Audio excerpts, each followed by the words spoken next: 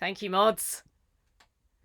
We have Cats a Lot, Cipher of Tear, and we have. Do we have my opera friend?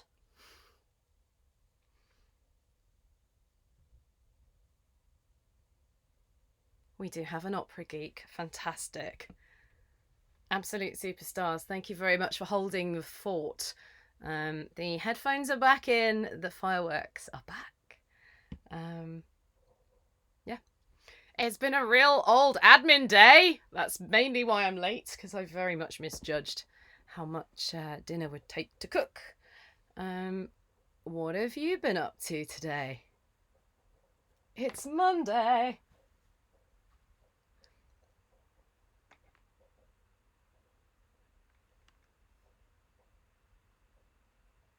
From LA, totally not in class.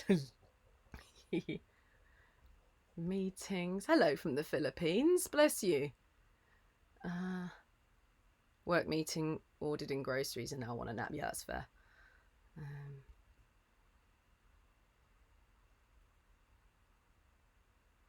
Grocery shopping, catching up on everyone's streams, working from home. I'm not technically in IT, but I do have a coding tech job. Oof, I've been there.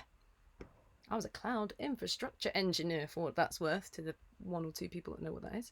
I worked with Terraform and AWS. Hi from Australia.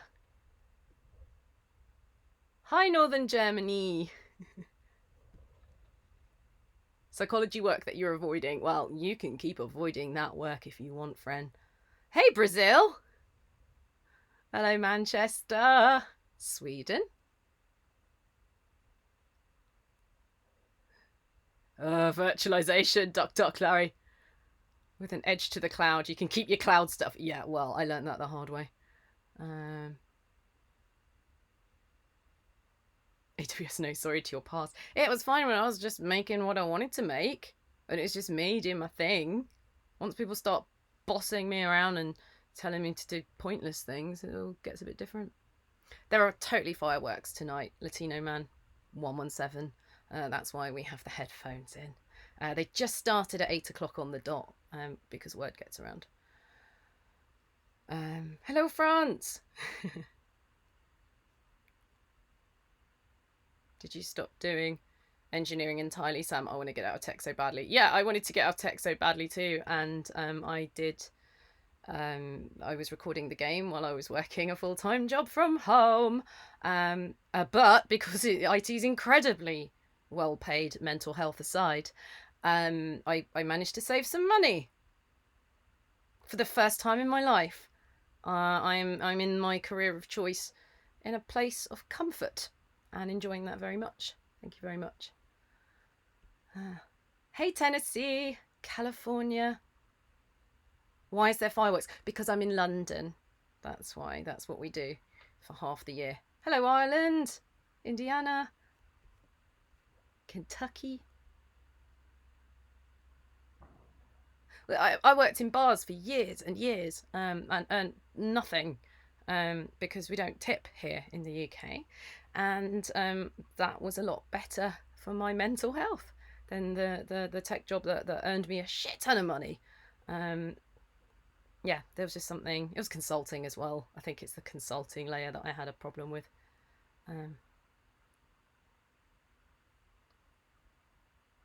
As a creative, but doing comp programming, honestly, it was so cool for doing that. I felt I ran out of the usual, resting actor jobs. The advice was always to have a job that you can drop and pick up at a moment's notice. That hasn't existed for a very long time.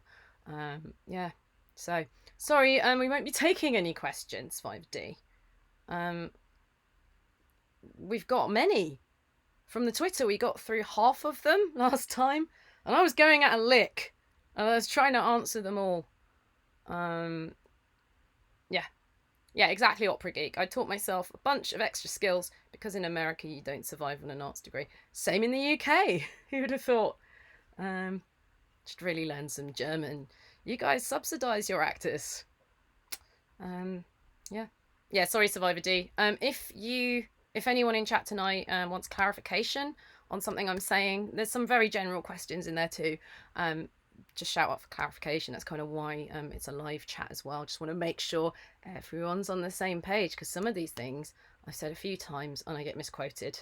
So yeah, writing with a computer job, it's tough, but I can work from home. Yeah, I mean, I quite like the idea of using both hemispheres of my brain, but one was dominating the other and I wasn't getting that creative outlet. I think the more I was doing Baldur's Gate, like, the more that became apparent.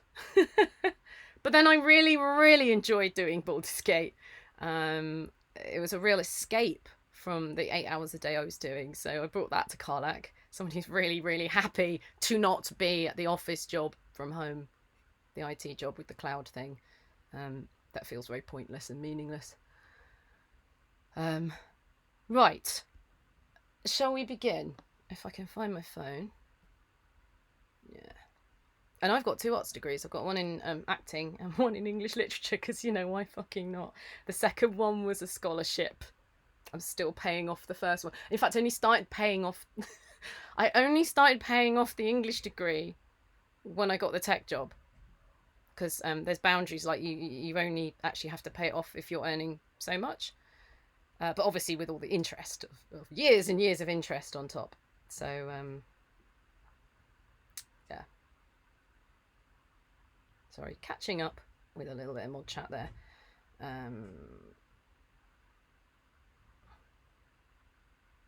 Cool. Right, let's begin. There was like 60 odd questions. I got through half, and I did a show report for the golden joysticks. So, yeah. Hey, Owlbear. Right, so Jane Doe 666. Turns out this is a pretty suitable name. Do you listen to rock metal bands? If so, what are your favourites? I love Nine Inch Nails. I love them for a very long time. I think there's a lot of variation within that. Angry music's good for you, apparently. It's great for depression and stuff. I've always felt better. After listening to Nine Inch Nails. I don't know if anyone here is like really into them too. You might know a band called Health, who have not only supported on tour but also collaborated on a track or two. One of them dressed up as Shadowheart. Wow! I'm still blown away by that. Nine Inch Nails Somewhat Broken is my new favourite gym song, thanks to you. Trent Reznor, not known for his sense of humour, maybe last year or the year before, released some Sweatpants. That said, broken, bruised, forgotten, sore, too fucked up to care anymore. Which wasn't the original context, but good for him. Yeah, aggro depresso music. I like, oh yeah, lifting. When I used to lift, it was always metal or hip hop, really heavy stuff, funnily enough. And I can't do cardio to metal. It has to be pop. Yeah, but a bit of Sepultura when you're lifting heavy, so you can match the grunting. Only metal at the gym. Yes, exactly. Yes. Yeah, good times. I like a bit of guitar. I got to see a couple years ago David Gilmour playing at the Royal Albert Hall. It was fucking amazing. Yeah. Rock at the gym, Brittany on cardio. That's right, nom the burritos. Yeah. Right. I've got quite an eclectic music taste, but I do listen to rock. Like, yeah, one of the first things I remember is my dad playing me Beatles, and then my mum playing me reggae, because it was that kind of household, and lots of classical music and musicals and a bit of everything. So yeah, just really varied. I hear a rumour that one of the cast members is knocking around, so I'm just going to VIP them now. Bear with me. Let's get into that screen. I was saying the other night that so much of IT is having to type in public, and I still go all butterfingers when I do that, so I'm not even sharing the damn screen, but just bear with me a sec. In fact, I could do it on here, I think. No, I'll do it through. Okay, bear with. Sorry, just sing amongst yourselves. That would be great. Right, let's add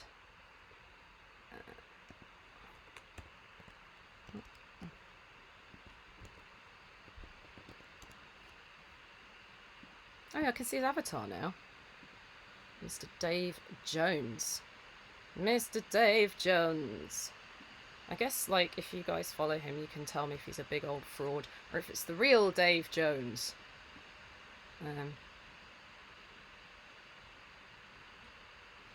Just call Mr. Dave Jones. Halson sneaking around yet? Author and Punisher is another great one if you're into industrial metal. Yeah, I liked Ministry weren't always cool. I found that one out in the gym the hard way. I listened to a really early album. I like a bit of Ministry and what else? I love Joy Division because I'm a miserable bastard. This is all a mask. It cheers me up anyway. Yeah, bear down for Dave. Be careful.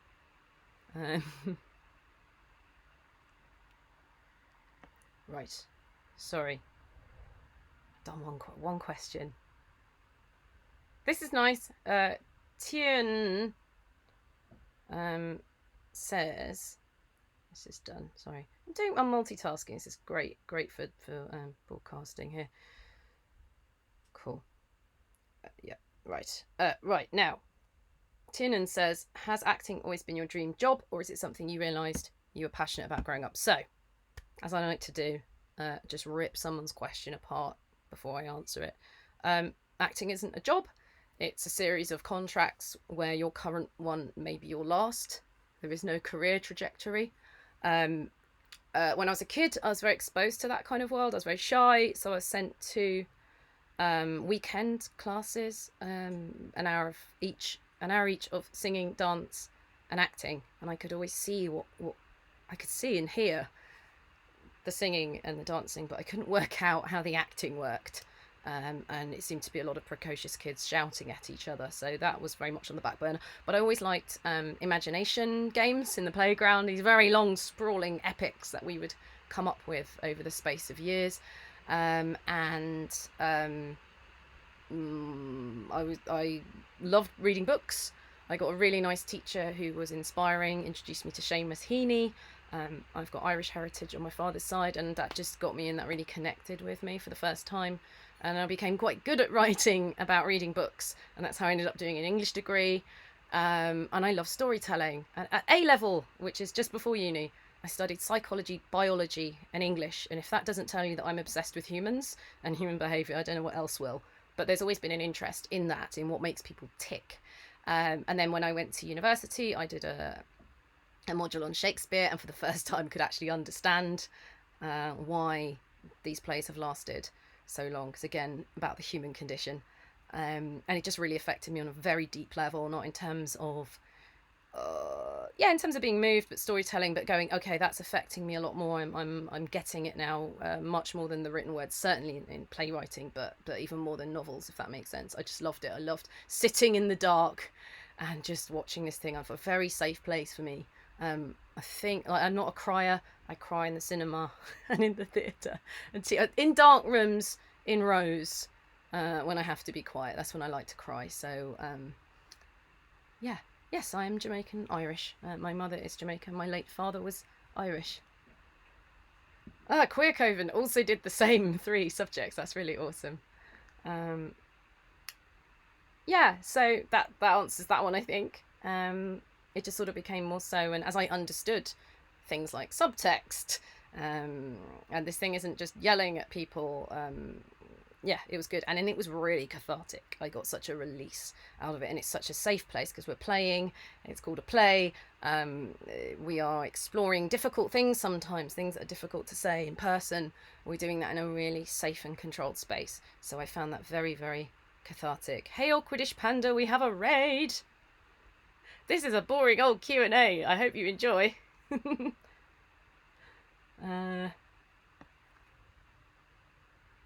Cool.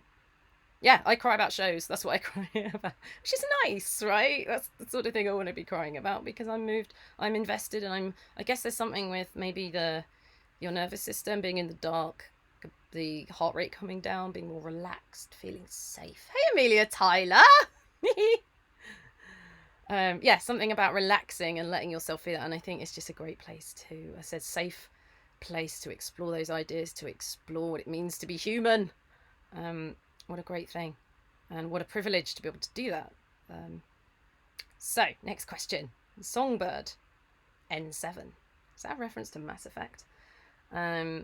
This is nice. Do you have friends and acquaintances that played BG3? If so, what were their reactions when they found out you played Karlach? Obviously, as soon as I could tell them, I told them. I've got friends, I've got industry friends who would have picked it up on PC quite quickly. But my friends outside the industry, one's on PS5 and the other one's on Mac. So I couldn't talk about it because they didn't want spoilers. They've been so cool and ride or die on this and just watch this explode in the exponential way that it has. So yeah, shout out to Amelia Tyler, who's in the room. In case you missed the last stream, it was Amelia Tyler that got me into the room for the Golden Joystick Awards. And I realised that was quite a platform, so thanks, mate.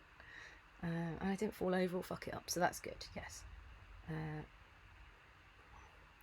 few of you commenting on the background, that's Amazon. It's covering my shame. My shame, yes. Cipher of Tear. Amelia got me in the room. This is how my career has worked, is the endorsement of other people. And I'm hoping to do that for others now. But it requires, you know, like I tell the story of Michael Dowse as well. Not for want of trying. You know, many people had tried to get me in for BG3 and it wasn't happening. And then the man at Larian liked me and I went, go do the thing. Please tell them. Please cheerlead for me, because that's the level of endorsement someone like me needs to get in the room. Right. Next question. Mr. Kathunk. What was the most difficult scene for you as a performer? It's not the really, really emotional one, actually. I think it might be one of the end ones that you will hate because it was very technical. And it's one of those things that you don't want to repeat it too much. You don't want to be too spent because it's getting harder to generate that as it goes on. Is that enough? Is that enough of an answer? I don't know. Starting it up was hard as well. We had to set the tone. Me and Theo were going in around the same time, and they really changed his character, Will. So my reactions were different as well. And then I was also this edgelord, and then I was, you know, it turns into like, you know, now that we're all pals, how about we kill some evil bastards to get, you know, that's a completely different read than what I originally was doing. So we were both getting changed a lot. So that, I guess that's quite difficult because we had to set the character. We're filming out of order. And most of the time you're going to print, you know, you get two takes, 3 takes, it's in the game. So yeah, that was hard, I suppose, getting into learning the suit. Oh, Amelia, while you're here, this came up the other night. I'll let you answer for yourself. There was someone in chat saying something about your mocap training. We've known each other for years, and I only knew that you went to mocap vaults. But they said that you'd said on a stream that you trained with Neil, and I didn't think that was a thing. And then we talked, and you did a bit of audio motion. I did a bit of audio motion, and it was, for me at least, it was get in the suit, strike a pose. There you go. So I wouldn't have called that training. Yeah. So if you want to, so that's as I understand it, but someone was swearing blind that you were trained by him. To be fair, I've had this conversation with Amelia. I can finish that. Yeah, there's a picture of me somewhere, Darkwind Duff, in I'll try and find it, I'll post it on Twitter later, of me in a very pink looking mocap suit with a clearly fake rifle trying to look tough. Put me in the game. Yeah, so there you go. But yeah, definitely mocap vaults, because you can watch Amelia's showreel on YouTube. I remember knowing about that because I couldn't afford it, and I was saying, is it worth it? She said, yes, it's worth it, but I still couldn't afford it. The irony that Amelia did mocap and played the narrator, and that I didn't do any mocap. But to be fair, I got to stand still a lot. Okay, Branson. Oh, look, sorry. Amelia says, I did my first Intro to mocap, just a couple of hours training with audio motion, directed by Neil, but no, he didn't train me. All my mocap PCAP training is with the mocap vaults. This Q&A VOD will be indexed. So yeah, that's how I'm feeling about some of these questions, because sometimes I get misquoted, and that's a weird one. Okay. Branson says, "Hey Sam, what's your next franchise goal in your career?" I don't see it that way, and I don't have any control over my career. The bucket list is very small and it's kind of complete. The things that I do have control over, I've kind of done, which is really exciting.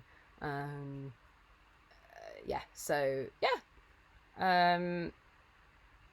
I'm a Warcraft fan and would love to hear you bring a character to life in that universe, especially now the storytelling is getting a trilogy treatment.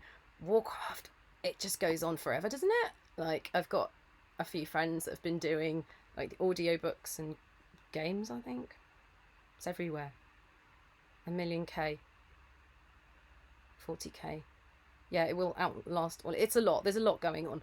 And when I was doing the audio sci-fi and fantasy, Toby Longworth, you may know him, you may not, but he's incredible.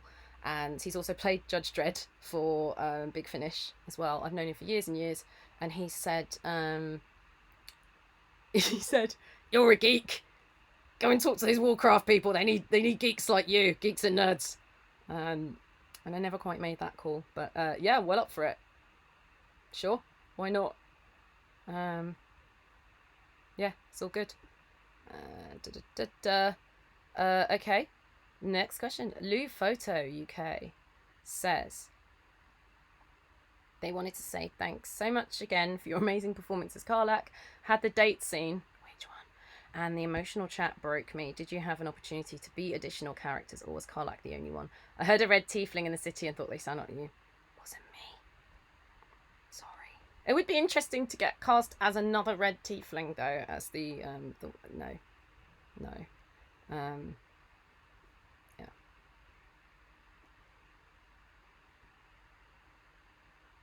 Oh, sorry. Chat's now really confused because I said there's 2 dates. There's 2 romance scenes. There's 1 date. Controversial. Karlach's long lost cousin. He sounds just like her. No, that was one of the things. So over the years, I was banging my head on the door trying to get in this game.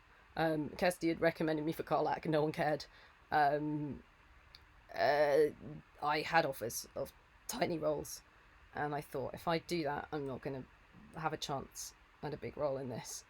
And I was working, and I had money, and I didn't need the money, so I just accepted that I wasn't going to be in this game until Hobbs Barrow happened and Twitter worked, and you know the rest.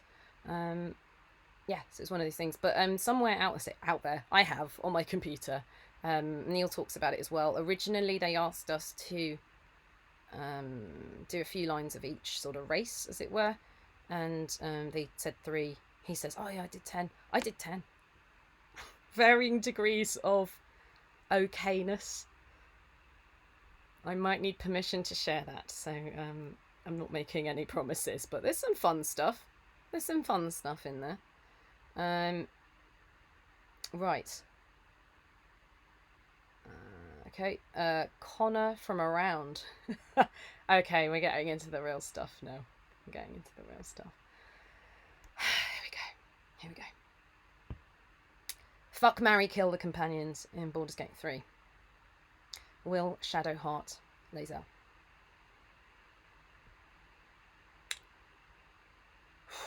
I mean, I'm being naughty. Originally, they posted this without saying anyone, and I was like, "There's a few." I think the whole point is to. I haven't worked it out yet. I'm just telling you who they are. Yeah, I thought there's a few. So could you put 3 down? So we've got Will Shadowheart Lae'zel.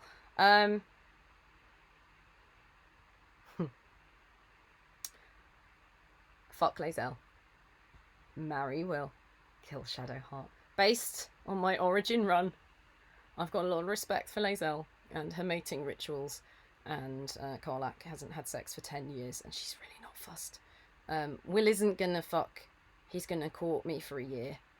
He's gonna court me for a year. So I might as well, I've got, Yeah, and I've got to kill Shadowheart, so sorry, babe. I've also got 2 hands. Right. Who did you romance in Mass Effect? Everyone! Everyone! Especially Mass Effect 2. There was a glitch, but I just dump them and move on to the next. My shit, my rules. I Captain Kirk the shit out of it. 3 was difficult. The one who looked like she liked women didn't like women. I put paid to that. Let's not centre the men trying to romance Karlach. Let's maybe centre the women who are gonna, yeah. Garrus was a mistake. We were better as friends. It was really awkward when we broke up. Someone says Will gives no eye contact before marriage vibes. Yeah. It's the way the nobles in this game are. Yeah, female NB gaze for the win. I mean, imagined an amorphous blob that I was in love with as well. But I also thought there's a way. Let's talk technique. Stereotypically, if we're talking like cisgender physicality, straight and tall, male, sort of wonky and off kilter and off center is female. So I refused to do the second for Karlach. It felt very out of character and weird. What I played was the awkwardness and the dorkiness, and she's all limbs and teenage all of a sudden. Yeah. Someone said Jack was pansexual. Not for my character. Not for my character. Yeah, and even Dragon Age, which is amazing, there was suddenly this, I'm a boy, and it just takes you out of it when you're not playing a guy, because that's so male gaze. Don't know if that interests you at all, but that experience as a gamer affected my performance, if that makes sense. Oh, so Nombrito says Jack was supposed to be pan, but they heteroed her. Yeah, I mean, God, she's so sapphic coded. It's in terms of our world, in terms of recognizably in our world. What a shame. Yeah, she was not into Lady Shep. Who's Shep, by the way? She's my Shep. Yeah, and I loved Mass Effect. In fact, it's between somewhere between Assassin's Creed 2 and Mass Effect 2. I thought, yeah, you can as a performer do some really good shit in this medium. I hadn't really even thought about it before, and at the time people weren't even training. They barely trained audio, and it was very realistic. It certainly wasn't sci-fi fantasy like I was doing. So, yeah. If we can get through 60 Q&A questions, anything is a possibility. To be fair, yeah, Cat's a lot. That's over 2 sessions. Yeah, incredible. Favorite movie? This person's asking a lot of questions. Connor from around. Favorite movie? My favorite movie is Blade Runner. Sometimes it's Fire Walk with Me. But Blade Runner is about what it means to be alive, what you do with your time here. Which also... Old Blade Runner! Gee. How could you ask me that? Yeah, it's a proper comfort movie, and I don't watch it too often. When you to the novel readers out there, when you come back to a book a few years later and you've changed and you read that book very differently. That's how I feel about Blade Runner. I'm a different person every time I go back to Blade Runner, mainly because we do talk about new Blade Runner, but that's not my favourite Blade Runner. But yeah, also Fire Walk with Me, which I think was really underrated. I think Cheryl Lee is the lead, right? She's Laura. God, her performance was operatic. I was way too young to watch it. I watched it anyway, and I loved it. I loved the way that Lynch particularly creates unease in the domestic, in the very familiar, which of course is some people's real world. Yeah. And then for lols, I guess Spinal Tap or With Nail and I. I've named 4. Ha ha ha. Spinal Tap. So as I get older, With Nail and I is becoming more of a documentary, and Spinal Tap's just great. Spinal Tap's so good. I could actually watch that every day. That doesn't get old. Just gonna make sure I'm just catching up with my chat.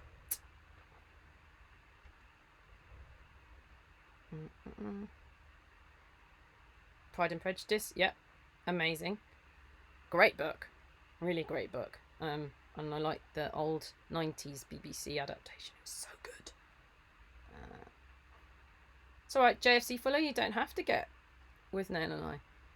You like what you like. That's the great thing about all this choice. Dave Jones says, bring me the finest wines known to humanity. Dave, we want them here, and we want them now. Look, don't get me started. I can quote the whole film, and I do regularly, especially when I'm up in the Lake District, which is such a beautiful part of the UK. Not always in the film, but it's supposed to be, but they made it look really ugly, so well done. Yes, Halson is in the chat. Leanne Cedar 220 says, hey Karlach, Clive looks like the cuddliest bear ever. Was he with you all through Avernus? How did you make him fireproof? Me, I had no idea there was a Clive. I have no lines about Clive. I discovered Clive watching people play the game. You'd have to ask a dev. It's not something I ever had to imagine a backstory about, and now is not the time. Right, well, how are we doing? We are romping through the questions today. We are romping through. Just going to check a few other things. Ask their writer about Clive. I'm not sure the writer put... I think this is a dev thing. I think it's a dev thing. Like, you know, the idol stuff that I didn't do. That's a dev decision. That's a character thing they've decided. A writer didn't do that. Bear with. So many windows, just one screen. Let's go here. Okay, wait for that to load up. Okay.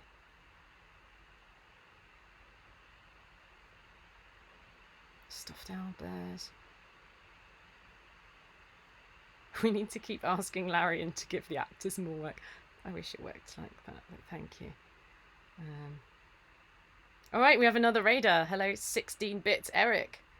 Thank you for the raid. I mean, I'm kind of reaching a halfway point. We've done this. Oh, we've done this. We covered that. I'll just keep going forever and ever. Yeah, thank you for the raid, 16-bit Eric. Cheers. We're just having a chill Q. Oh, it's supposed to be a chill Q&A, but I'm romping through chat here. But then I didn't have 20 minutes setting up, escaping the fireworks outside and reporting on the Golden Joystick Awards. It's been a bit of an admin day today. Yeah, so look, if I get through the questions, then I'll take questions from chat. How about that? So don't waste your time. If you want clarification, please post. But otherwise, I'm not. I've got no. Which Mass Effect? Oh, sorry, Queer Coven. Hello again. Which Mass Effect companions do you think Karlach would love to hang out with? Anyone who's good vibes and can fight. So mainly Garrus. I think they would have fun arm wrestling. What's the next one? What kind of books do you think Karlach would enjoy reading? Ones with pictures? I mean, it's canon. She doesn't like them. Books, literature makes Karlach angry in the same way that maths makes me really angry. Just throw it. No. I see no, not doing it. I'm not doing it. So, yeah. If Karlach was an animal, what do you think she'd be? I've answered this before and I'll stay with it. German Shepherd. Pitbull. Oh, it's so sweet! Until it rips your face off. Would she read comics? Yeah, she'd read comics. Yeah, she'd enjoy the superhero stuff, I think. Yeah. I don't know why. Sea Otter. Karlach probably reads Tank Girl. I like to think Karlach is the inspiration for Tank Girl. But yeah. Someone's written an essay in the chat. I'm not reading that. Dave Jones says Honey Badger. Yeah, that's fair. Karlach could probably imagine herself as Wonder Woman. I mean, the intellect issue is a thing here. She loved Conan. She'd love Conan the Barbarian. She'd probably like the Hulk. He's powered by anger. Yeah.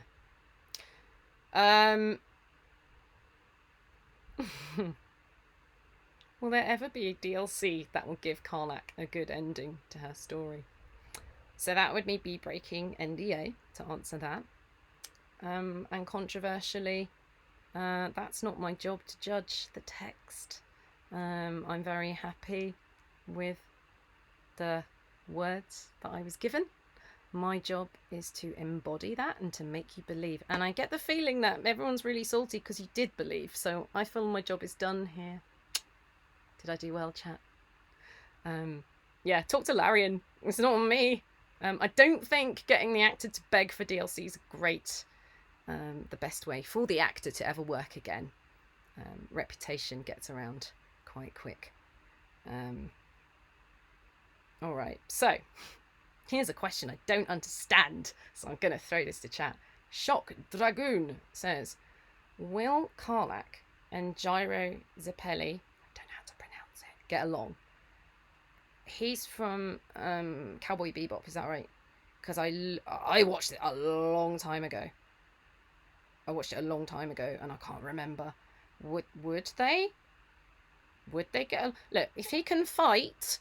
And he's kind of good aligned, but he's not too prissy. Even if he's prissy, she'll be friends. Oh, JoJo's Bizarre Adventure. No idea. Chat, do you know? Put Shock Dragoon out of their misery. I would say yes. Cowboy T-Bop. What are the chances of that? Says, I would say yes. Yeah.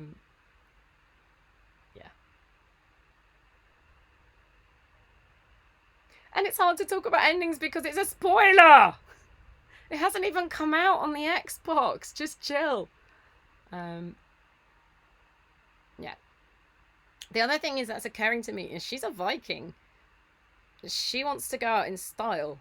There's a certain identity she has, which is like, you know, kicking ass on the battlefield. She loves it. She lives for it.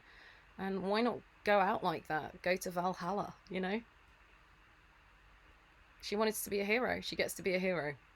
Viking nerd. I'm loving it tonight. We've had a Cowboy T-Pop and a Viking nerd. This is brilliant. Yes, I'm loving it. Yes, thank you for your kind words in the chat. Thank you very much. What would Karlach's hobbies be? Sukrarav. Sorry if I've mispronounced that. As I've said, smashing things and going out in glory. Maybe playing the drums. Brewing her own beer, telling stories around the fire of some of the shit she got up to in Avernus. Another question about books. I do wonder, chat, if you've played the game. She's not into books. Picture books. Colin the Hungry Caterpillar, is that a thing? The Hungriest Caterpillar. Someone's got kids on the chat. Oh, I've been... Not Beanster says that one Guitar Hero video is cementing my mind that Karlach can make a killer drum. I've been insisting that she's a drummer. I've just... Absolutely, that's it. Nothing else. Yeah, the Hungry Caterpillar. Someone says, I spent my gold on wine, women and song. The rest I wasted. Karlach. Yeah.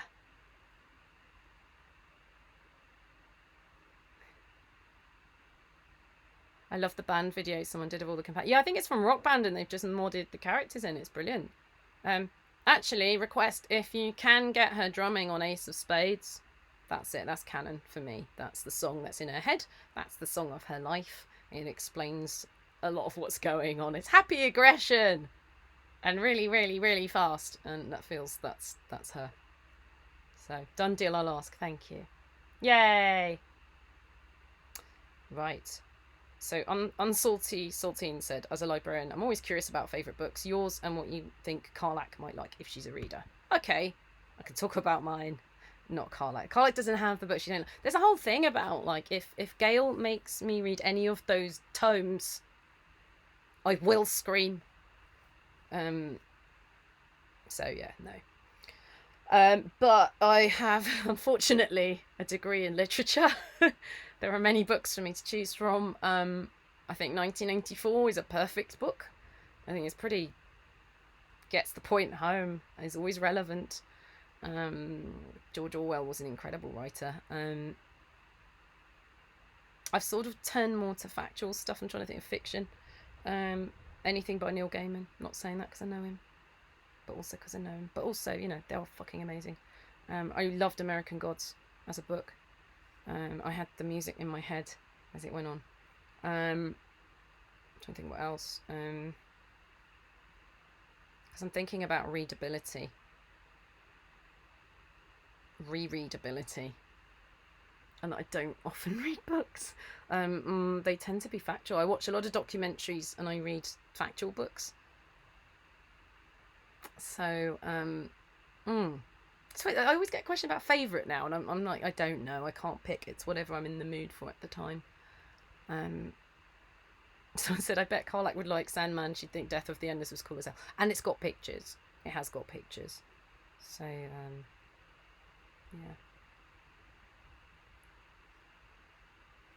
I'm very interested in cults. Some people like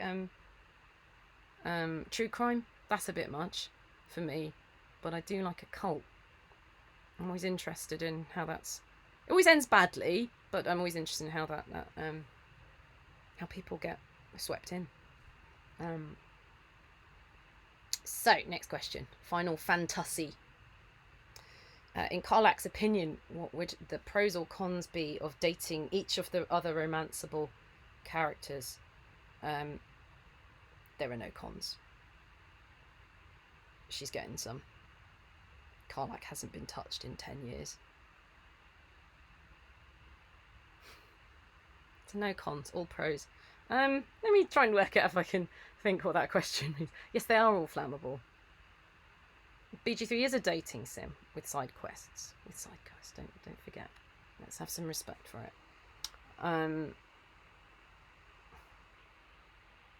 Oh, maybe not the squiddy thing. I don't want to spoil, but don't fuck everything, Karlach, please. Of the romanceable companions, great. You can even romance Minthara. Not the evil things, please. It's not good. She said even she wasn't desperate enough. Yeah, in hell. So, yeah. No, Harleep's a bad... Have you played the Harleep thing? Because she's like, what the fuck have I just stumbled into? She's not cool. She's not cool with it. So, no, not the Emperor. No. You've got to have some standards. You've got to... I mean, she's been willingly celibate for 10 years. Yes, companions, yes. Non-companions, no, basically. Yeah, no. We're getting near the end. Alright. Oh, there's another Dragon Age question. Tikimori 15. What companion from Dragon Age would Karlach get along with? Personally, I think she'd get along with DA, Origins, Liliana, Alistair, and Zevran. As long as they can fight and they're not bad people, she'd be fine. She's not bothered. Yeah, that's it really.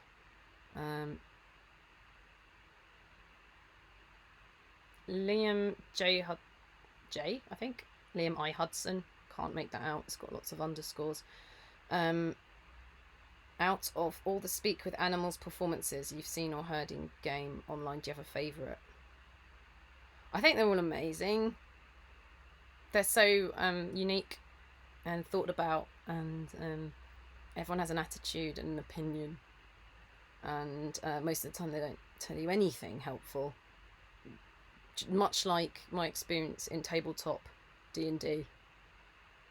Actually quite useless, but I do like the fact you can talk to them. The first encounter with Scratch almost made me cry.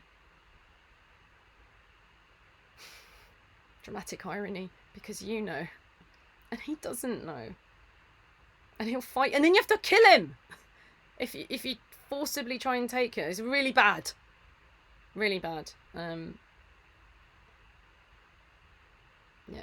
Karlach and Bull would be best friends. Yeah, that's fair. Yeah, someone says they're incredibly representative of the animal while giving at least one useful nugget of info. It's great work. Yeah, for sure. I love it. Just love that attention to detail. And of course, you could go through it, as many people do, go through the game and never have an encounter with any of them. There's all that content there, and it's not playable. Yeah, all the kitties. The bears are hilarious as well. Druid bears, all of them. Yeah. And His Majesty, of course. Justice has been restored. He is now bald again, as he should be, in his magnificence. Yeah, great stuff. And then some of them are scared cats, and some of them are like really sassy cats, and one of them is psychotic. I've known all of those kind of cats.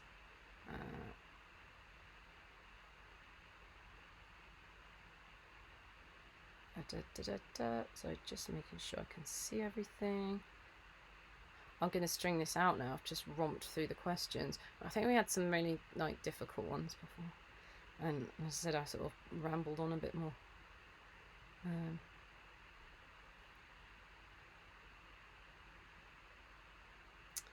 So, Scratch or Owlbear cub?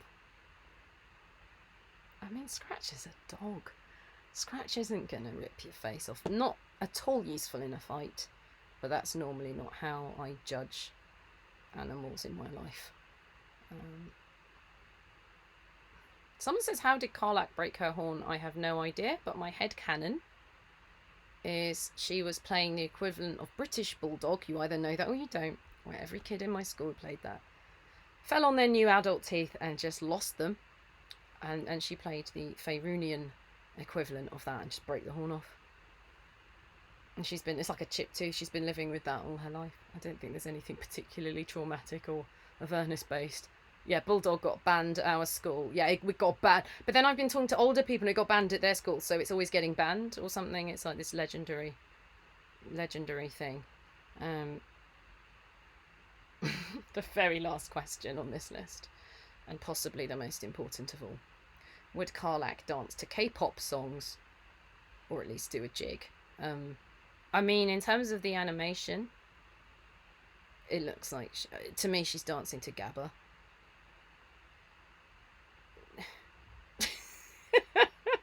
To me, she's dancing to Gabba. Something terrifying. It's very fast. And if I want to sound cool, I'll say speed metal. But no, yeah, she probably danced to K-pop. Yeah, she doesn't need music to dance. She's got her own soundtrack and in a monologue. Look it up. Look up Gabba if you don't know what it is. Gabba. It's an old person thing now, but it's a kind of techno. She's dancing to the beat of her own drum.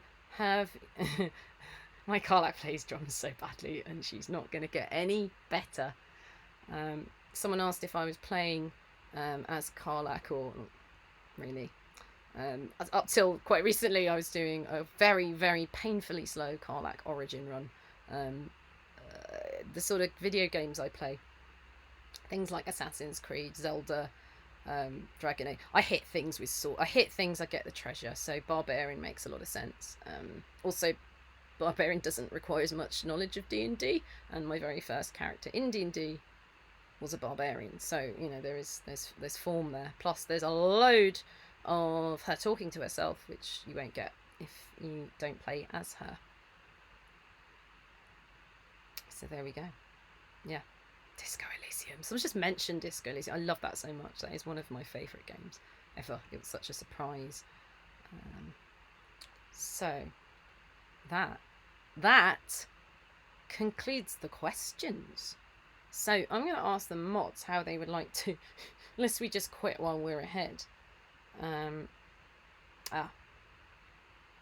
Catsalot's already on it. Catsalot is the most amazing AI bot in the world. What does it say? Are you not intending to do the Karlach run anymore? What? I'm doing Q&A now. I'm not going to do Q&A forever, if that's what you're worried about. I can't do an Irish goodbye if I'm talking to you. Irish goodbye is kind of slipping off. You might notice.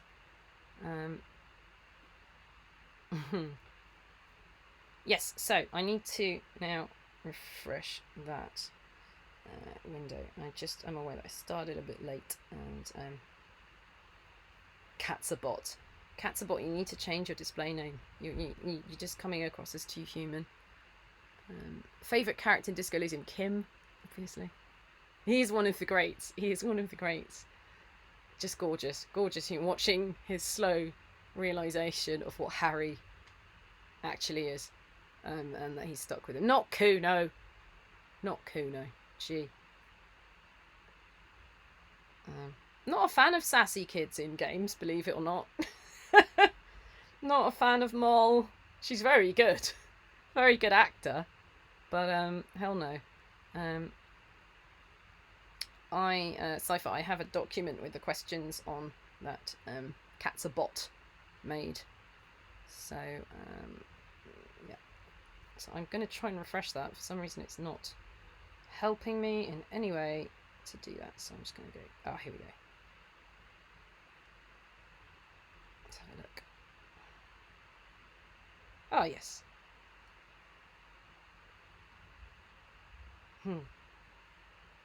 Okay, so maybe, because there's only a few and I'm going to romp through them again, maybe I take a break. You take a break. Please, hydrate. Do the thing. Stretch your legs. Go to the loo. If you don't hold it in. It's very bad for you. Have a breathe. Yeah, so let's do that. Let's have a short break. I'll do a couple of rounds of a song. Not me singing. A professional. And if I don't know what you want to do, mods, if you want to, I guess, drop the questions to them or DM them, or mods, you need to tell me what you need to do, because I don't want to. Oh, we're on emote only mode. Okay, no worries, I'll be back soon. Think of good questions that have not been asked over and over again, or if you need clarification, give me a shout, and I'll see you in a bit.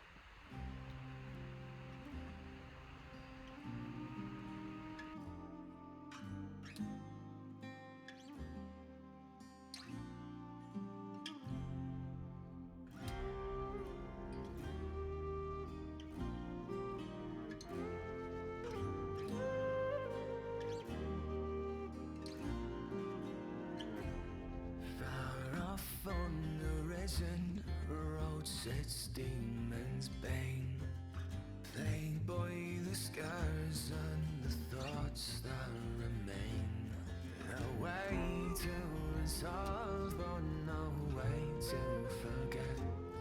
Unchained and unshackled, but bound by regret. Twisted and torment as you waste his war. You were done in the way of their souls. How to atone and to wash what you've seen. Hands forced by another, but stained are the same. Lord up from below, you escaped from the nine. Revenge and redemption both tread the same lines. Twisted and torment as you waste his war. You were adorned in the weight of their souls. Mistress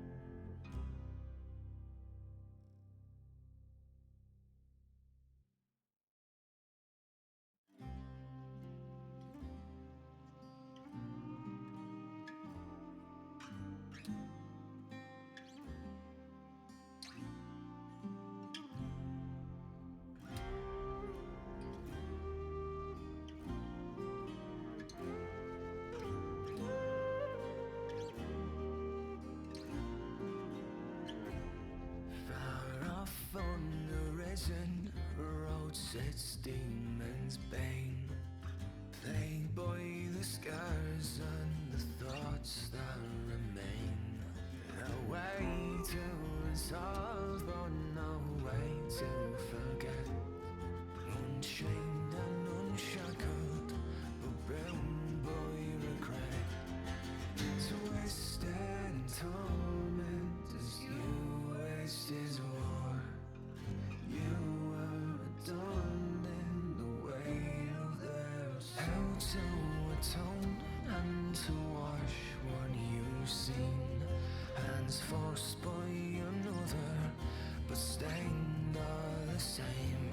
Lord up from below, you escaped from the nine. Revenge and redemption both tread the same lines. Twisted torment as you waste his war. You were adorned in the weight of their souls. Mistress of war after you made them fall. You were adorned in the weight of us all.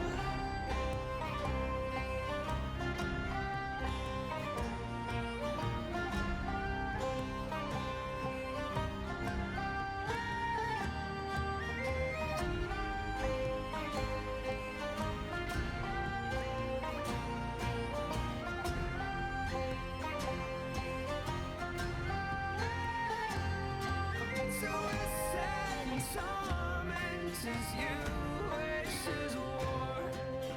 You were adorned in the weight of their souls. Mistress of war after you made them fall. You were adorned in the weight of us all.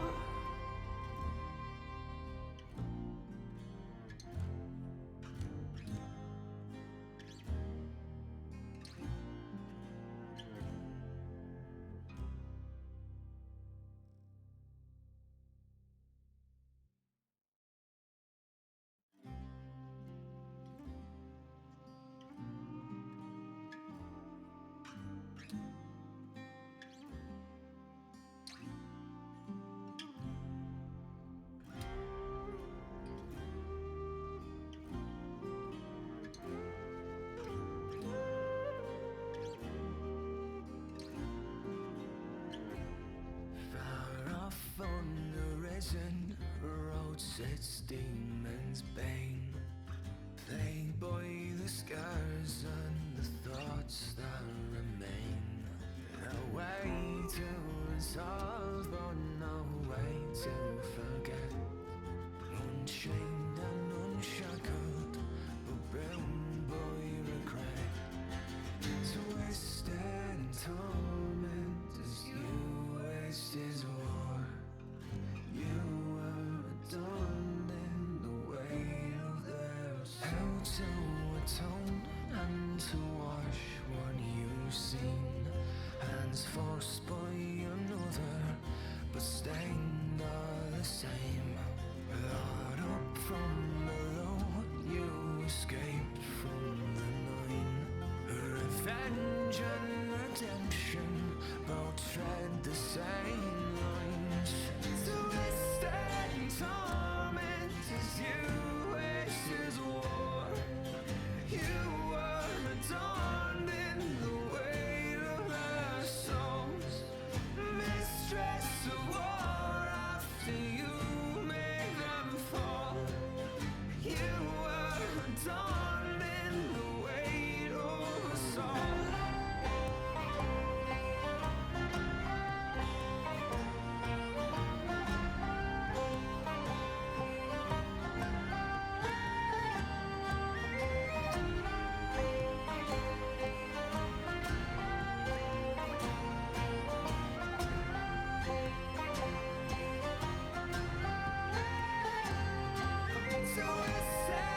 tormentors you wishes war. You are adorned in the weight of their souls. Mistress of war, after you make them fall. You are adorned in the weight of us all.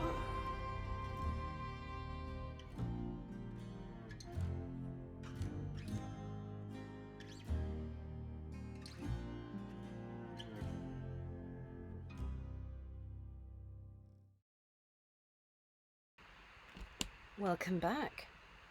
I hope we've had time to go to the toilet, children. We are asking questions. Okay, we are not answering. We're not asking any more questions. Catsabot has been doing a fantastic job, as has Cypher and the Opera Geek. If you're still here, we've had people dropping in.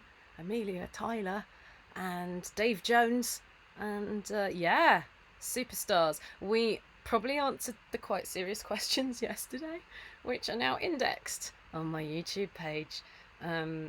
But yes, there are more coming in. The song's great, Unchained, by Cole McGuinness, who gave me permission to use it, and I thought, what a great time to show all the lovely fan art that I adore so very much.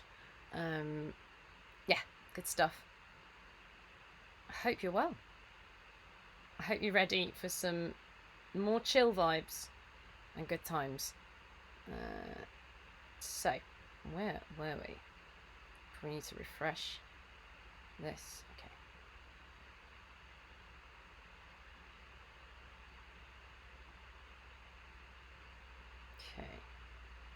Okay. Scroll, scroll, scroll.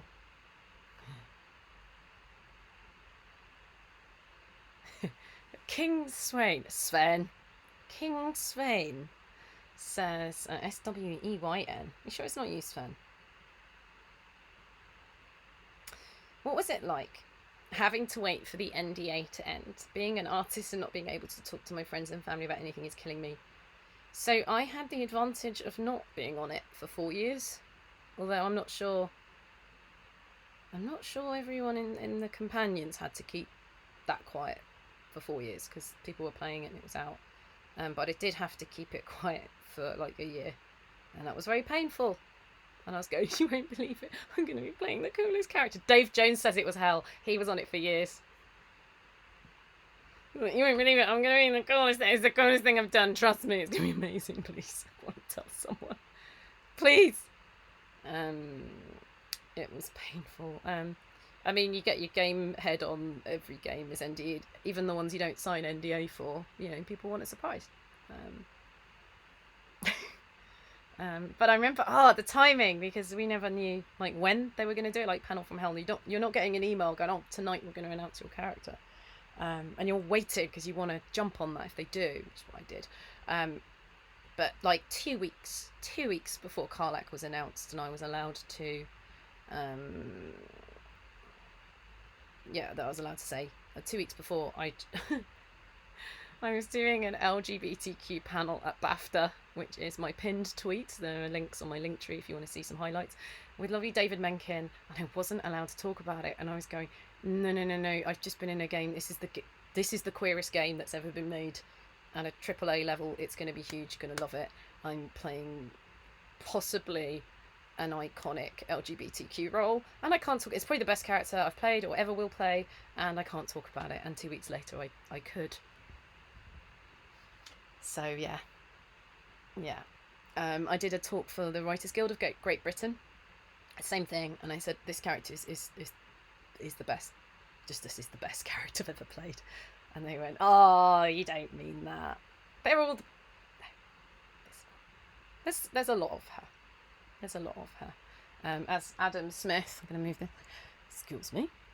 Adam Smith, one of the main writers on this, he said in a video on PC Gamer, Karlach was made to be loved. That's how they wrote her. That's how she's drawn, sort of. The nice surprise about all that is how many people she appeals to, friendships, and as a partner. One of the few times in a game, I got to say it. I mean, a few times in the game that I've experienced a platonic "I love you." That was cool. I said to Sarah Bayless, actually, are you aware, in terms of archetypes, she's a war god and she's a love god, and you put them together. And she said, I didn't really think about it that way. And I said, she's all the things. It's brilliant. But she is all the things. And there's so much. I said there's so much of her, and she's flawed, and she's trying her best, and she's really, really, really relatable. You know, anything from people coming, and she gives people a positive feeling as well, especially if they're feeling affected by what she's going through. From people getting out of bad relationships to people with PTSD who were saying that scene where she gets catharsis made me realise I needed one. And someone wrote these words, "My wife and I thank you." Yeah. What do I do with that? LGBTQ people feeling seen, trans women particularly. And then we get on to like maybe health conditions, chronic conditions, people feeling that she helped them accept and make the most of what they have. You know, what an incredible character to play. I knew she was going to be good, didn't think this game would be so big, so what a character to blow up with, right? I've answered that question very slowly, as I did last time. Yeah, my backdrop's all over the shop. That's where we are now. That's where we are. Shall we fix it? Shall I fix it? We have reached, it's chaos. You can see chaos on this stream. I used to work in broadcasting. I used to be a transmission controller. I sort of want to cut away. Don't want you to see the ugly behind the scenes stuff. Yeah, people saying nice things about how they connected with her. Yeah, it's a real sneaker, isn't it, this game? I think things like video games and tabletop RPGs are accused of being, you know, white power fantasies, and it's really not that. It really undermines that myth. I think it's amazing. I think they've covered so much. We joke about it being a dating sim with side quests. I mean, it is a dating sim with side quests, but it's written very realistically, and people are loving the relationships, not just the gameplay and all the choice that you have. Yeah, I'm gonna fix this, and I will be back in a second. I can't bear it. I'll see you in a sec.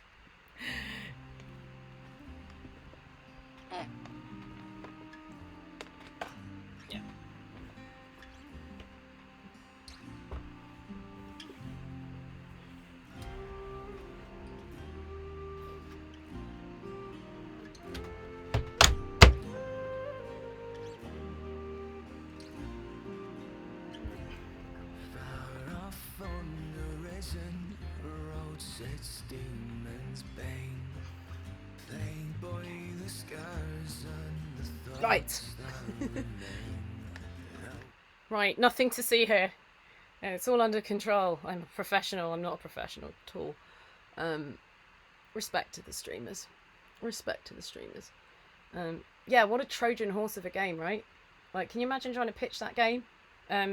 It's sex positive and super queer and doesn't have a white male power fantasy in it. Do you want to buy it? Yeah, I was punching nails in. Yeah. Thank you. Thank you for your patience.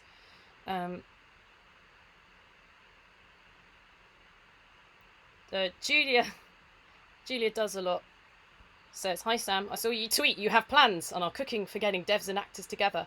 Are those devious plans you can share?" No, or I would have shared them. Meanwhile, there's Game Voices Connect, which Amelia guested on right at the beginning of lockdown, where we thought it was going to last a few months. I amused myself by starting a conversation that I wanted to have for years. Every time I was doing games panels, I realised there was this real gulf of misunderstanding between the actors and the devs, and working together, and expectations, because as actors in pretty much every other medium, the director's only the director. The composer's probably someone you'll never meet. and certainly isn't directing you. And so the expectation from the actor is very different, and I think it needs a lot of understanding from us, especially as you start working with the bigger actors as well, who might not even be into video games and not understand why you're getting them to say the same thing. Like, well, it's slightly different, but there's that. And then on the other side, they're not trained directors, and they're having to direct because of small studios or lack of access to that. They haven't gone through film, TV, theatre, audio. They don't know that world. They're coming maybe from a more development, agile, as I said last time, IT, maybe tech background, and so there's a way of working that way, but it's a really, really, really highly collaborative medium. And so I started Games Voices Connect to be a document of the very first conversation. I don't think it needed to be something that was repeated, because it was literally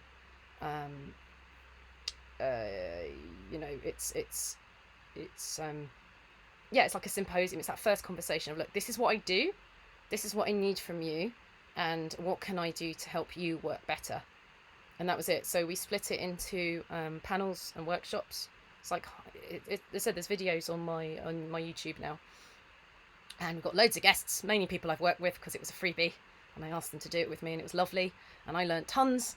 So we had a panel on casting, one on directing.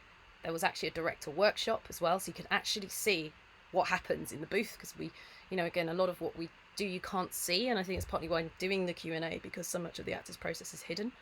Then you've got then there was post-production as well. I think that was all the major ones. Yeah, it was cool. Things are being thought. I haven't got any tea to sip. Where's my tea? Just imagine I'm drinking tea. I'm not a tea drinker. Ms. Thorns, if you could swap roles with anyone from within BG3, who you'd swap with? So I kind of said, I might have come down a bit too heavily. It's a bit disrespectful for me to suggest that I could, yeah. Audience, what do you think is a good secondary role for me to play if I hadn't got Karlach? I will refresh the doc cats a lot, thank you. Dame Aylin. Yeah! Samus Raphael. Not a chance. Frog. Mizora. See, I think Mizora is perfect. I think she's amazing. Minthara, Mizora. I mean, they're all badasses, but my god, the performances you have already. I'm not feeling I can add anything to it. I like the old hag. Goblin. Yeah, I could do a goblin or two. Casting this game was spot on. Yes, I seem to think so as well. It's been a very hard, I think we've all found it quite hard to answer that. We've been asked a few times on panels. Yeah, I feel like I got quite lucky with this one. Great character to play, and I'm really happy that I got to play it. And I didn't stuff it up. Yeah, Orin would be nice as a change, because I don't play those sorts of characters normally. Yeah. King Swain says, as an actor, how do you promote yourself to get your name out there? Welcome to Twitch. My name is Samantha Béart. I'm an actor. I was trying for years and years and doing some quite prominent stuff, and it didn't make any difference. I think I said it last stream, I'll say it really quick. I went to like a panel interview with about half of the nominees for last year's BAFTA performer in a leading role category, and they were asked this question, like, now that you're working? No, it's made no difference to film, TV, theatre. They don't care. One of them said that saying that she had been nominated got them to open the trailer for her game. Yeah, now that the Twitter's blown up, and people are watching things, yeah, it's someone says right acting, right place, right time, and even then it's a lot of luck, skill, opportunity, luck. I would say those three things. And to have opportunity, you need a lot of free time, and that's a privilege. You get really good really good actors you have never heard of, because they couldn't support themselves and they had to leave. It's really sad. It's really sad. There's an incredible amount of talent out there and just not enough jobs, and an industry that wants to employ the same handful of people over and over and over. What's lovely about games, I know we're getting celebrities now, but look at us. Look at the lead characters for this game. That wouldn't happen in a movie. That wouldn't happen. And if Netflix, such trolls, decided to make that TV series, we wouldn't be cast, right? That wouldn't even be a thought. It's got nothing to do with what we look like in that. We're just not famous. That'd be the end of that. It is a brutal industry, that's right. So, next question. I'm doing alright, I'm getting through it. Time's going now. Now I'm talking rubbish.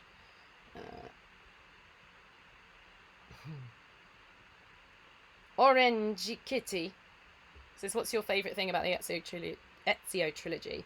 As a big Assassin's Creed 2 fan, it's been nice to look back on the games after too long. I feel I've talked a lot about him. I will talk more about him. Just what a strong opening. It really struck me when I picked up that game for the first time, and it felt like a new Shakespeare play. It's the right period, it's Renaissance Italy. When I actually went to Florence, I knew where everything was, which was cool and also disturbing. So there was that. Just this again, this fully formed, lovable, flawed person of his age, and just the fact that he knows, Leonardo da Vinci pops by, do you want to try this flying machine? It's brilliant. It's really, really good. Karlach would help Ezio with his revenge, but she wouldn't be so good at the spy master stuff. She would literally just set fire to it. She'd set fire to churches. And then there's no more Florence, is there? That's it. Yeah, he is great. This cushion. There we go, that's better.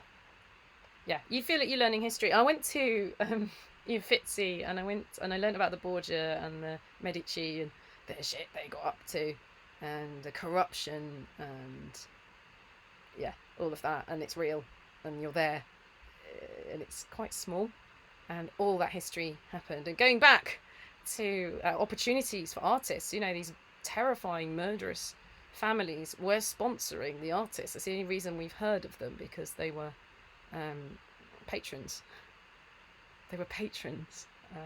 Didn't Leonardo da Vinci start out as a pig farmer or something? There's an alternative universe where that's what he ended up doing, Someone said they got pickpocketed at the Uffizi. I mean, it's still got that reputation, being a bit rough and tumble and very touristy. And I'm sorry that happened to you. Right.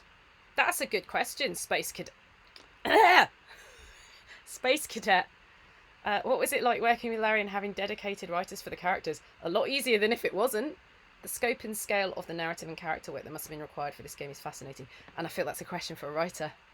I'm afraid. I don't know. I'm just a chess piece. And there was some chess master out there putting us together. And because remember, every time there's a storyline, we all have an opinion on it. And there's a conversation. And like, there's not just, you don't just drop a line in. It's a whole, it has aftershock effects, Someone says they're a history major, medieval Renaissance studies, and I adore Ezio Trilogy. It feels like a documentary. It's so much fun. Right. Was it unusual to have dedicated writers per character? No, that's the point. Remember how much we recorded as well. You want that consistency. I can't imagine it making any sense to have lots of people, like everyone writing everyone. You lose the voice. You lose the voice of the character, surely. Okay, that's been answered. Google just did an update in the background, thank you. Insomnia says, Sam, what's the biggest animal you think you could fight off? That sounds like a threat.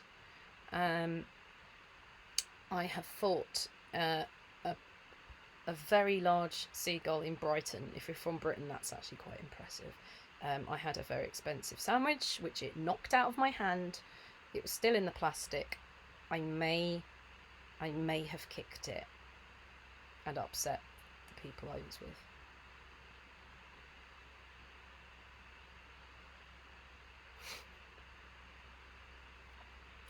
I scared the shit out of it. That's how I survived.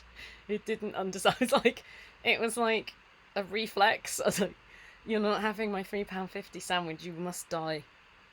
because that's what it is when you're poor and hungry. Someone's asked about changing lines again for Karlach. That was answered in the first Q&A. I banged on about it, but basically it's arrogant to change things. The writer knows this better than you do, and they also, as I've said, know how it all fits together. It's actually coded into the game by the time you're saying it, so it's not going to happen unless it's a typo or just a mistake. The only one I changed, I think, was woohoo to wahey, and I actually remember I talked about that, and then I just remember this bit. It went away. It went away and came back and was changed. Like, you don't dick around with that, but you can interpret. And we have movement directors and stuff, but that's still there's still limits to it, if that makes sense. I think there's a lot of coverage of famous comedy performers who are famous for they're writing their own work, their stand-ups or whatever. So when they have a writer, of course the authority on what that voice is the person you're writing for. So I think that might be where the confusion comes from. Yeah, so I'll try and stick to the list. So I don't know if Insomnia is planning a death match between me and a seagull, but that's why I'm keeping it to a seagull. I'm not going to think of a bigger animal because now I'm suspicious. Some seagulls look like they're purely on steroids in Scotland. Yeah, same in Brighton. I always feel a bit ominous when I go back to Brighton. I feel the word's been passed on down the generations to attack me on sight. But I did kick one in the face. So there we go. Right, Calpurnia for Archon. What's the worst groan-worthy dad joke you know? I don't know. Where's Dave Jones? He's got the lived, authentic experience. Dave, you here? Tell us a joke. Any dads? Any dads in the room? That's what it's like, Millie.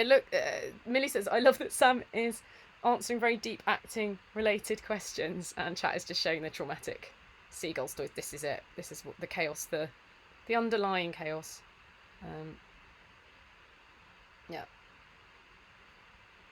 We're onto the real stuff now. Didn't want to get derailed on part one. We got the real stuff. And now we're onto some silly stuff. Right, I will go out and refresh just in case stuff has come in. I should check. Someone said we got another 45 questions from the break. Whoops. But I'm on fire. I'll keep going forever unless the mods have had enough, which is also fair. Let's have a look. What's sorry, Lisa B. KY. What's your favourite tea? Oh, someone's doing dad jokes in the chat. Yeah, you go away while I do that while I work this out. It's not my lived experience. Sorry, you know I like to be authentic. What's your favourite tea? I'm partial to Yorkshire toast and jam at the moment. I don't drink black tea. Now, I'm a British Irish citizen, British by birth. My parents aren't. I'm a coffee kind of person. Cultural? I don't know. My mum really likes tea, so I'm talking rubbish. But no, I'm not mad for it actually.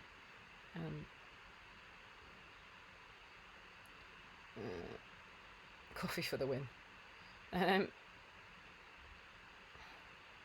Javon Zir says, did you notice any of your mannerisms creep through from mocap a la Rosa Salazar with Alita? I don't know what that reference is, and if you can drop that in chat, that would be great. So great thing about 3 years of drama training, where you do an hour of movement every day for 3 years, 5 days a week, is that the goal at the beginning is to make you neutral because your body tells a story.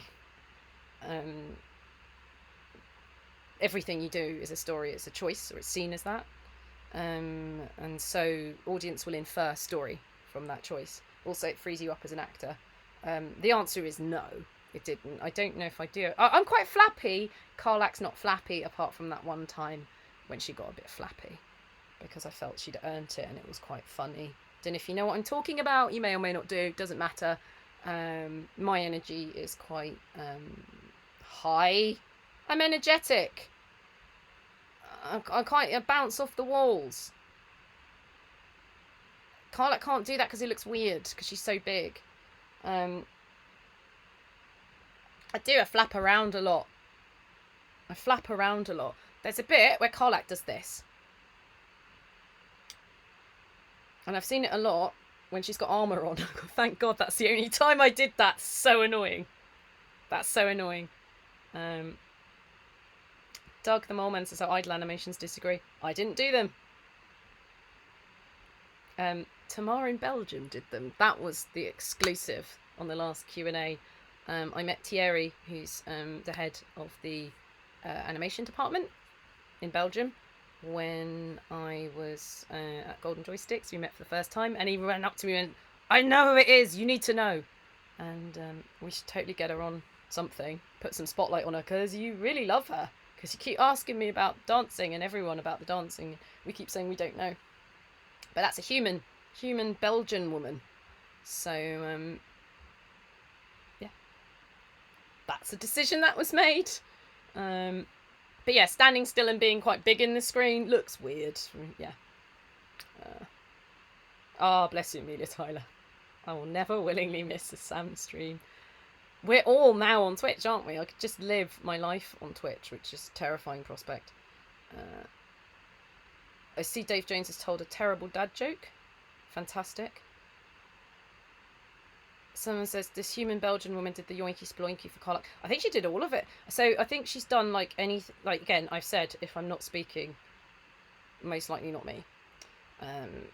So yeah, I know she did the idols, and she does the fighting for Karlach. You see Karlach swinging an axe and stuff. That's her. Very exciting to know, because for a while we didn't know. Palai Lama says, do you have an automobile, or are you Karlaching? I am Karlaching. I'm a Londoner.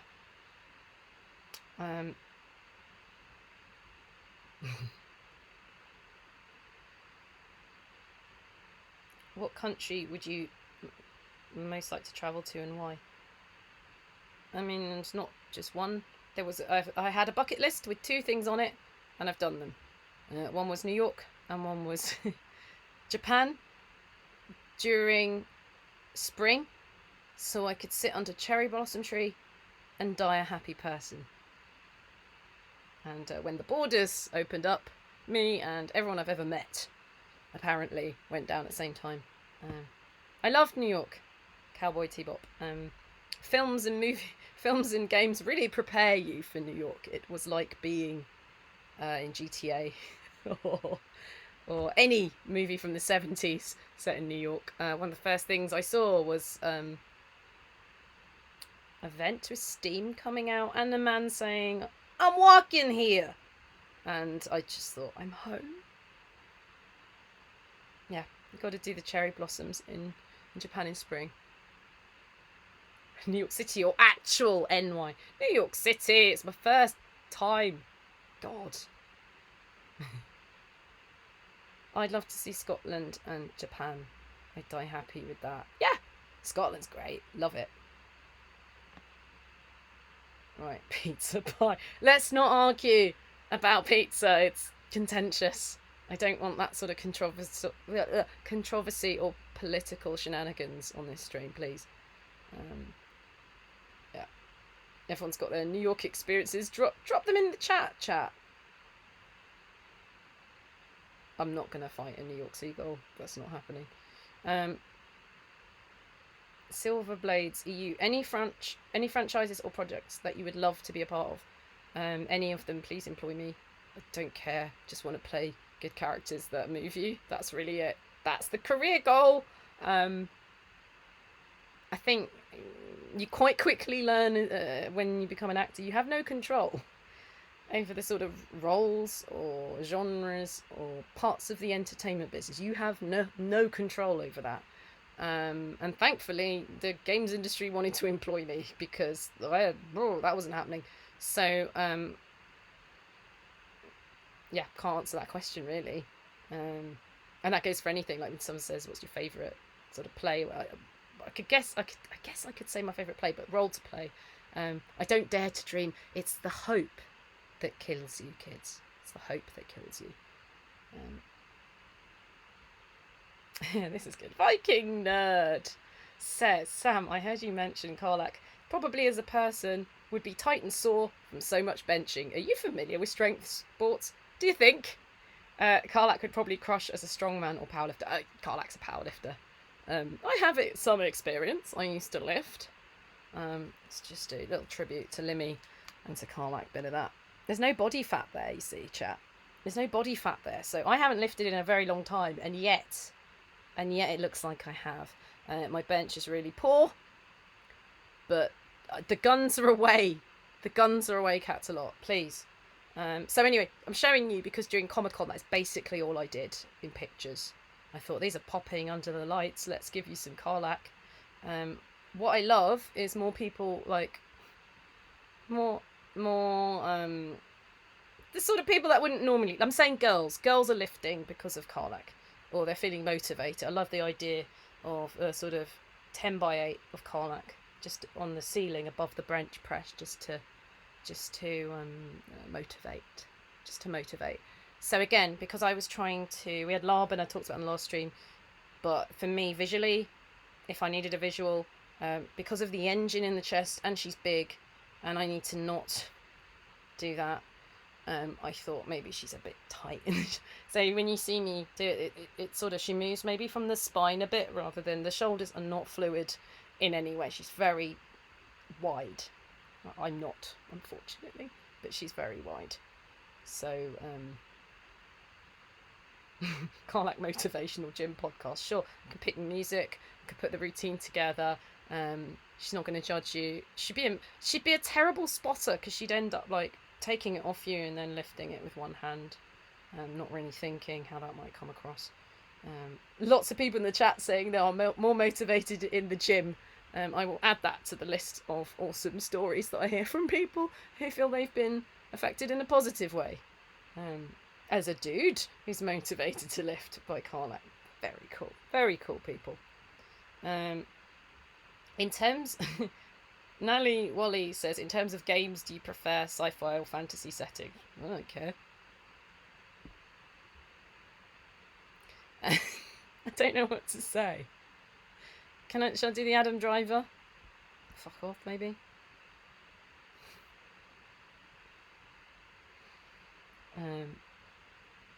Possum Pyre, Sam, what meme funny video is stuck in your head?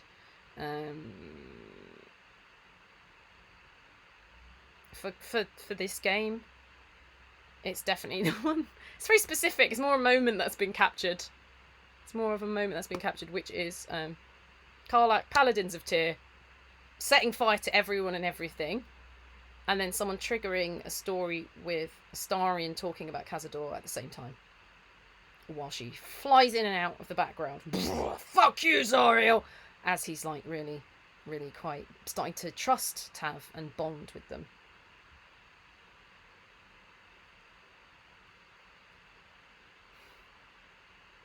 Can't think of anything else. The Mystic Olive. What steps do you take to fully understand the importance of your character to the story? That's not my concern. I don't need to know how important they are. If you're there in chat, if you could maybe elaborate on that, that would be helpful. That's Mystic Olive, putting a call out for Mystic Olive from till 13.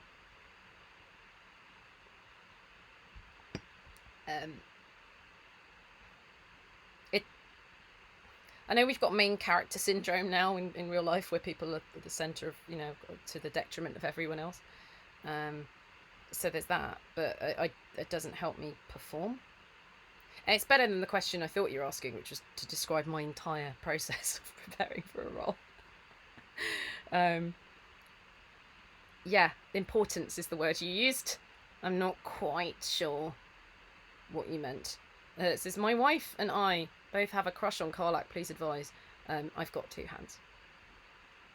Maybe that's not canon, but I'm saying that. Maybe that needs to be the next patch. That's the sort of stuff I'm happy for you to press Larian on. Let's not bully Larian. I think that would work, because they're also, like me, massive trolls. You start demanding things, they are not going to do them. That's a tip. Okay?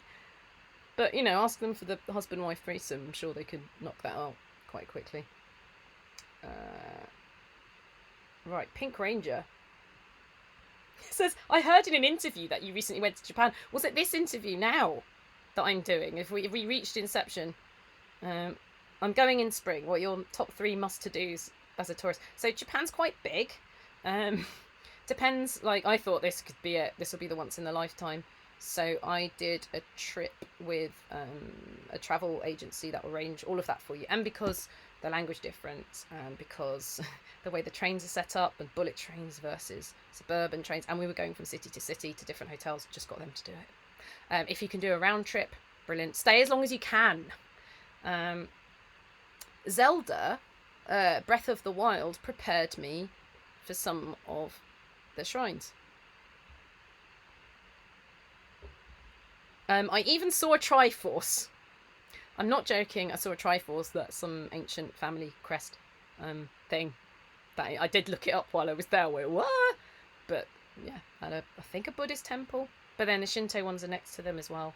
Yeah, you'll be ready. Yeah, Breath of the Wild to Japan is like Assassin's Creed 2 to Florence now. You will be prepared. It'll be fine. It's made of anime as well. The country's not real. It's made of anime. It's super clean. Everyone's really polite. The main thing seems to be not annoying other people. I love it. I want to stay forever. I've got friends there. I've got friends who've moved there. Very cool stuff. Very cool stuff. So I wouldn't say there's a top 3. Just see as much as you can, I suppose. Stay as long as you can. It's a great place. That's an interesting question. It's also different. What do you look for in a role before you take it? I'm a screenwriter, so interested in your take on what kind of writing interests you as an actor. And someone who's real, someone who they need to have some sort of flaws. Just if they're well written, they're well written. As again, not quite at the stage where I'm getting to pick and choose.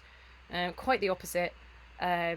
If I think I can do that justice, if I can bring something to it, which will probably be the reason if I'm chosen or not anyway, then yeah. But I'm not quite at the stage where I'm refusing screenplays, although that's something that would be very cool to do one way. Do you have any headcanons about Karlach's parents in childhood? Yes, so that's super Isu. Generally, apart from the big thing, generally the big I would have something until proven wrong. Generally, my characters that I play generally are pan until proven wrong. Not so much non-binary. That's a new thing in the West, but I try and keep them open as much as possible. So if I do this sort of formative stuff and I'm wrong and I've really stuck on it, I could be in trouble.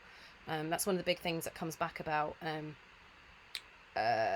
voice actors who've taught themselves, who don't do any training, and then they do get that big job in the studio and they get directed and they don't know what to do because they're not used to being directed and they're not used to dropping that. You've just got to drop the thought, which is why this is an industry that rewards ADHD.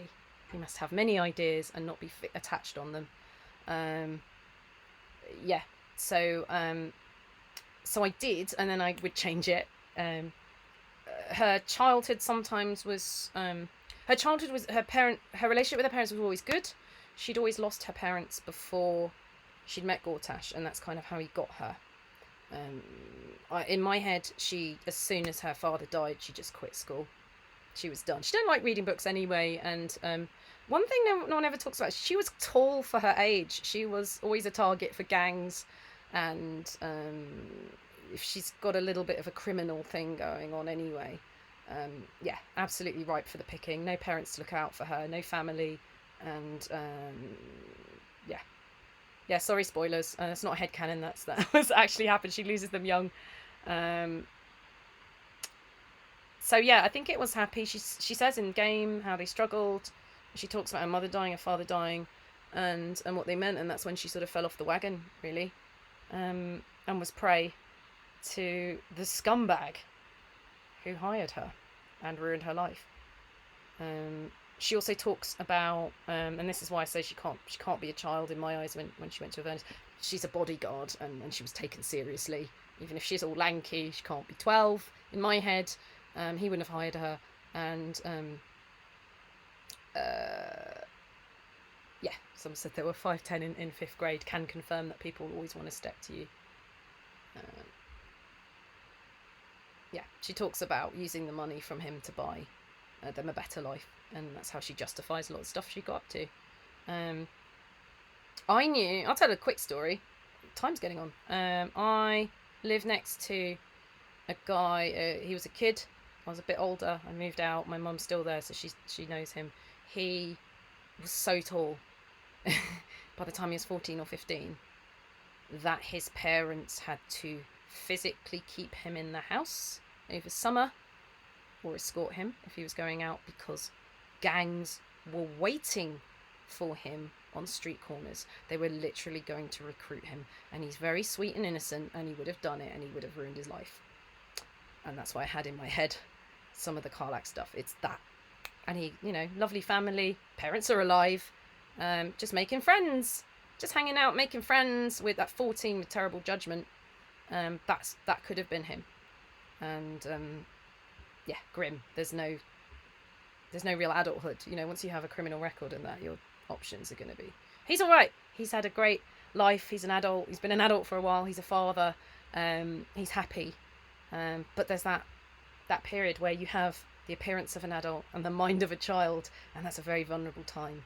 And it's interesting that no one has really picked up on. Maybe they think that part of Karlach's heart enhancement, or whatever you want to call it, made her bigger, but I think she was fully grown. She was a thug. She was a thug for Gortash. You meet her friend in the city, and she says, if you're still in the business of intimidation. Yeah, she was in the business of intimidation. And this guy was paying her, and she tries not to think about it. I'm just catching up with your message, Cypher. Cool. I will do that.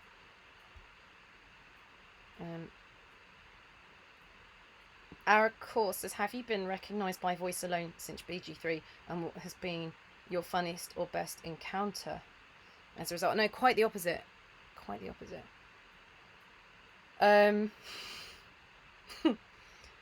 It was cute because I've been talking about Hobbs Barrow quite a bit. It's birthday anniversary, and it's directly related to me being in this game, right? So and I had a great time, and blah blah blah, and I had the whole script in advance, and I did that full on study before I took that role, and got to talk to the devs and everyone, and did it under duress in with COVID, in a heat wave, on my own, engineering for the first and only time that's ever happened. My partner was away, is an audio engineer.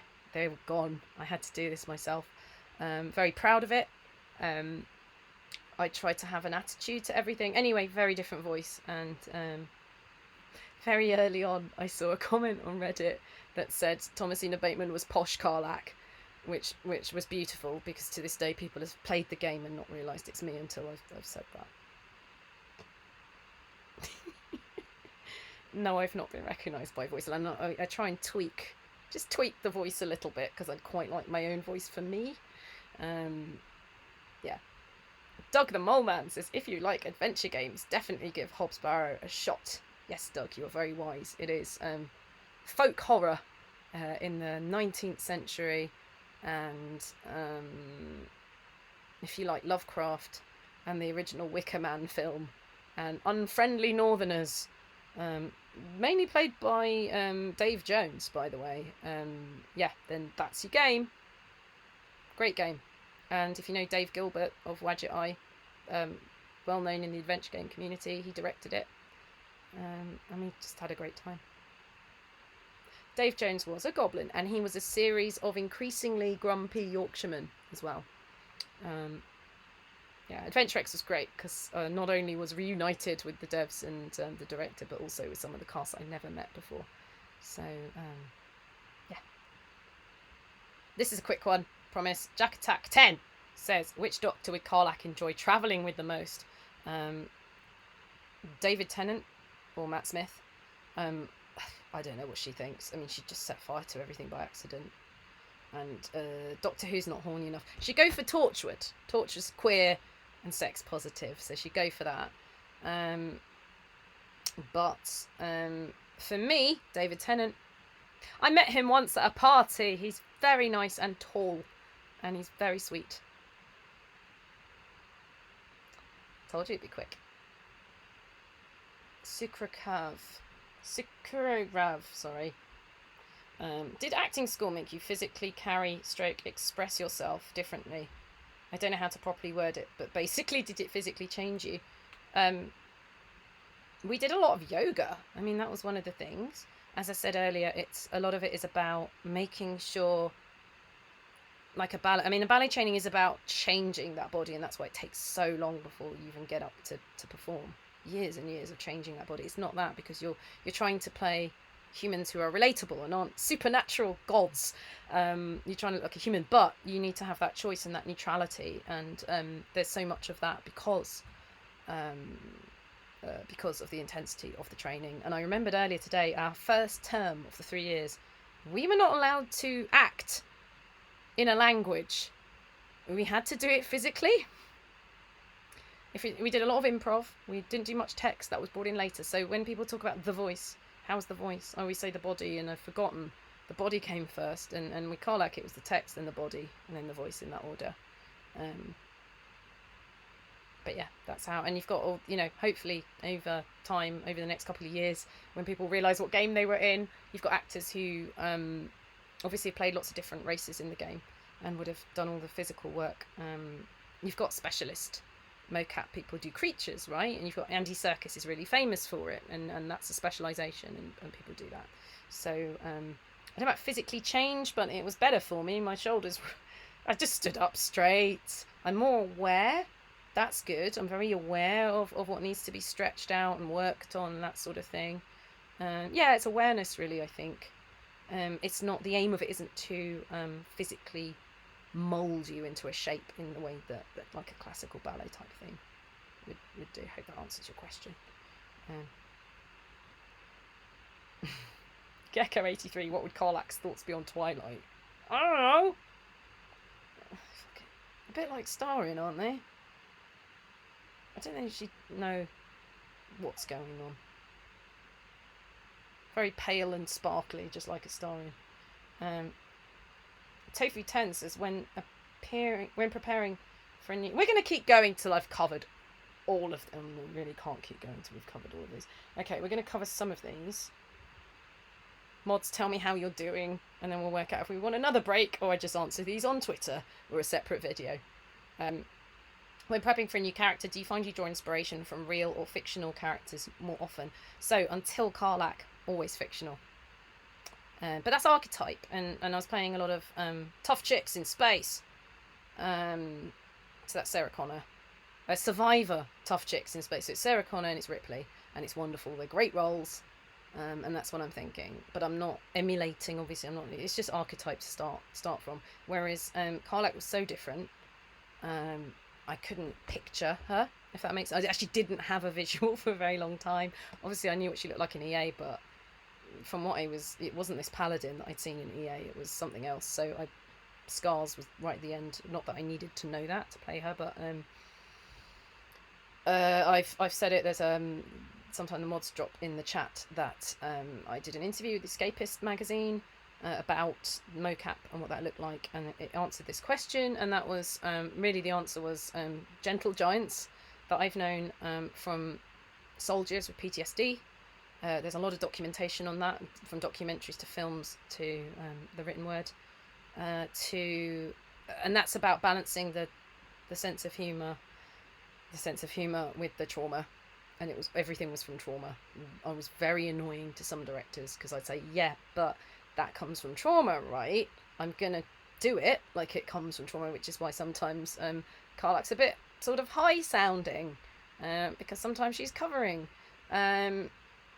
So the answer is Ray Stevenson as Titus Pullo in Rome for the first few sessions, just to get a handle, because I could see he's a badass, he's funny, there's something, he's street smart, there's something very wise about him. Also really awkward once you go into the romance, which was just luck. I didn't think yeah, 13! That's it. That's the answer. That's the only time I've thought of a real person. I have played real people on stage, but the first time, and then I can get very obsessive, but that's not the point. The point is you're telling the story, not doing an impersonation, if that makes sense. That's a good answer I gave. Thank you. Nariko Nakamura says, what character other than yours would be your ride or die? I mean, Will. It's got to be Will. I'll tell you why. Because there's dialogue to support this, and she's so blown away by the fact someone has helped her and suffered for it, and she can't quite get her head around it, and she feels indebted to him. That was quick. I was happy with that. In Insomnia, maybe chat can help me with this one. Are you a firebender, or would you rep another nation? Someone translate that, could you?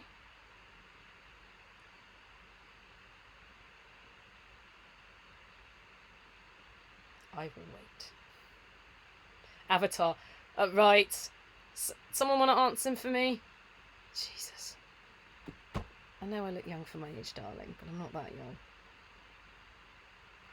Someone says Karlach's a firebender and I will die on this hill. That sounded convincing, so let's go with that. Yeah, a few of you agreeing with them. Okay. What was the hardest mission or level in a game for you to beat?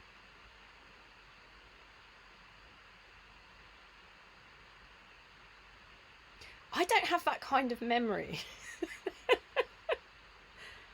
I don't.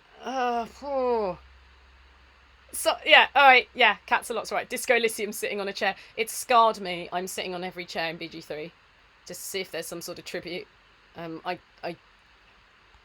I will, for comedy purposes, confess that my Harry lasted all of 30 seconds in my first playthrough because I made him so physically weak and didn't turn the fan off that reaching for his tie caused a heart attack and the game ended.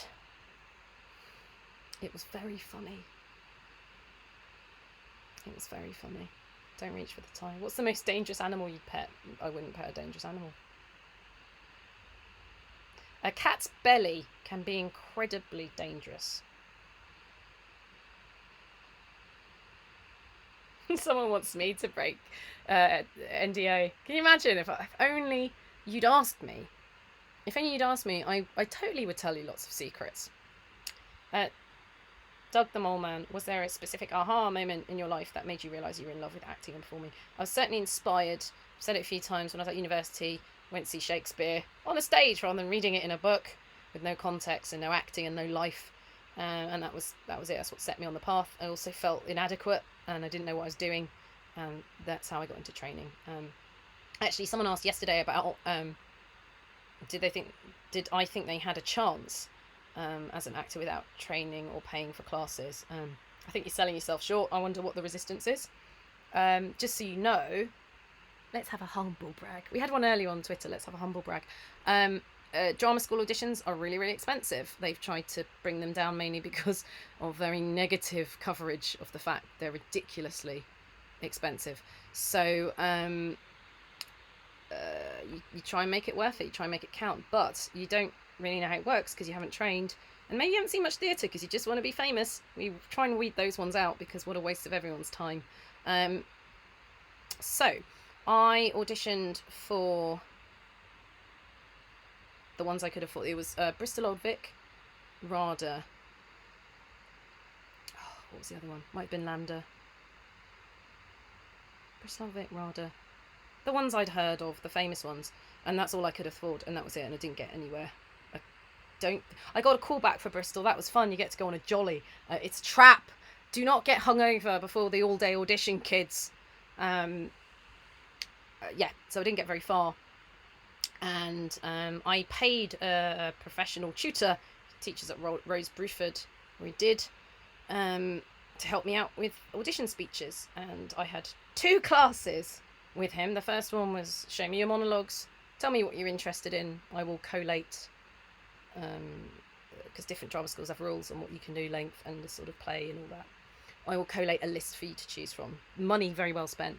The second time I just practiced with him, and he was giving me little notes, and he just like I said, pay a professional to watch you and tell you, right? So 2 classes and some monologues, which again, I'm not a dramaturg, that's priceless. It was brilliant. So I then auditioned the second year, I got into RADA, Bristol Old Vic, Drama Centre, Guildhall, and 2 years on Lambda. 2 lessons. So imagine what 3 years of that sort of attention can do to you as a performer. Why are you resisting it? I'm not saying you have to do 3 years. If you want to do voice, I think the stage training is not going to help you. If you're just using this, you want to do cartoons, dubbing, and there is incredible training for that. It's amazing, and that's why I don't want to claim it. It's not what I get employed to do. So, and there's more of a market in the States, and again, I've got resources in the FAQ about where to look for specific voice actor training. But that is the difference. 2 classes can make, that was 2 hours of my time. So I fully endorse that. In the old days, you just get up in front of an audience, and if they kept you alive, you knew you had something. Yeah, that's the answer to that. A little brag. But also, if you can, I had a scholarship. So at Guildhall, they said, you do realise that our charity is the City of London, as in this financial City of London. They said, you'll never have to worry about money on this course, and they were right. So I went there, and I just vibed more with them, and it's great to have a choice, isn't it? I'm sure they're all fine, but it was great to have a choice. Right, I need to just quickly chat to my mods and see how they're holding up, because you're all posting dad jokes and torturing them, so just bear with me. David's still here. He likes that. Shall we? Oh, good, it says. Right, so shall we? In my attempt to finish off the questions. Oh no, it's all right. Do you mind if we have another little break and then I finish the questions off and then we stop chat? Then we stop. We're not going to do another full hour or anything, but just another quick break. Yes, we love the mods.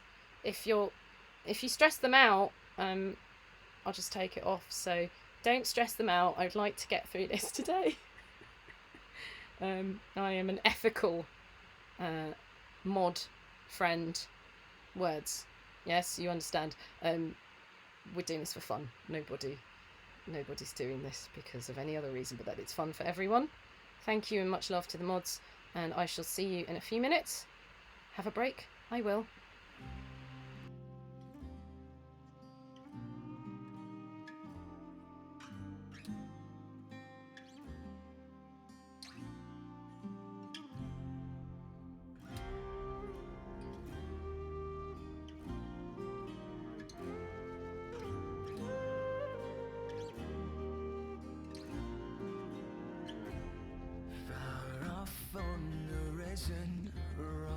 Its demons bane, plagued by the scars and the thoughts that remain. A way to resolve, but no way to forget. Unchained and unshackled, but bound by regret. Twisted torment as you wasted war. You were done in the way of theirs. How to atone and to wash what you've seen. Hands forced by another, but stained are the same. Lord up from below, you escaped from the nine. Revenge and redemption both tread the same lines. Twisted torment as you wasted war. You were adorned in the weight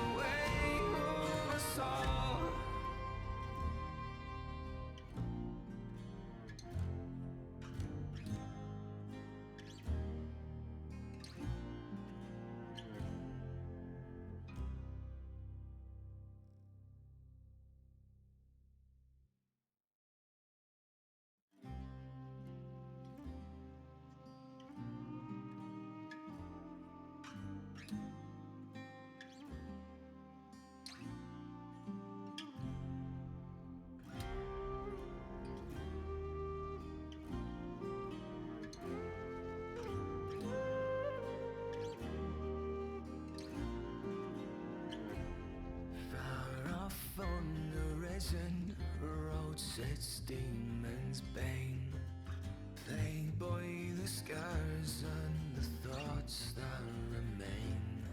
A way to resolve, but no way to forget. Unchained and unshackled, but bound by regret. Twisted and torment as you waste his war. You are adorned in the weight of theirs. How to atone and to wash what you've seen. Hands forced by another, but stained are the same. Lord up from below, you escaped from the nine. Revenge and redemption both tread the same lines. Twisted and torment as you waste his war. You are adorned in the weight of their souls. Mistress of war, after you make them fall. You are adorned in the weight of us all.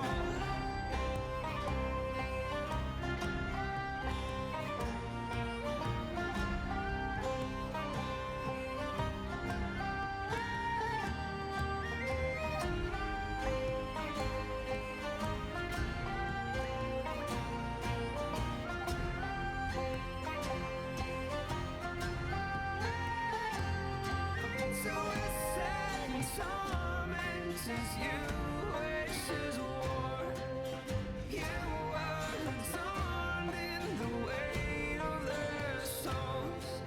Mistress of war, after you make them fall. You are adorned in the weight of us all.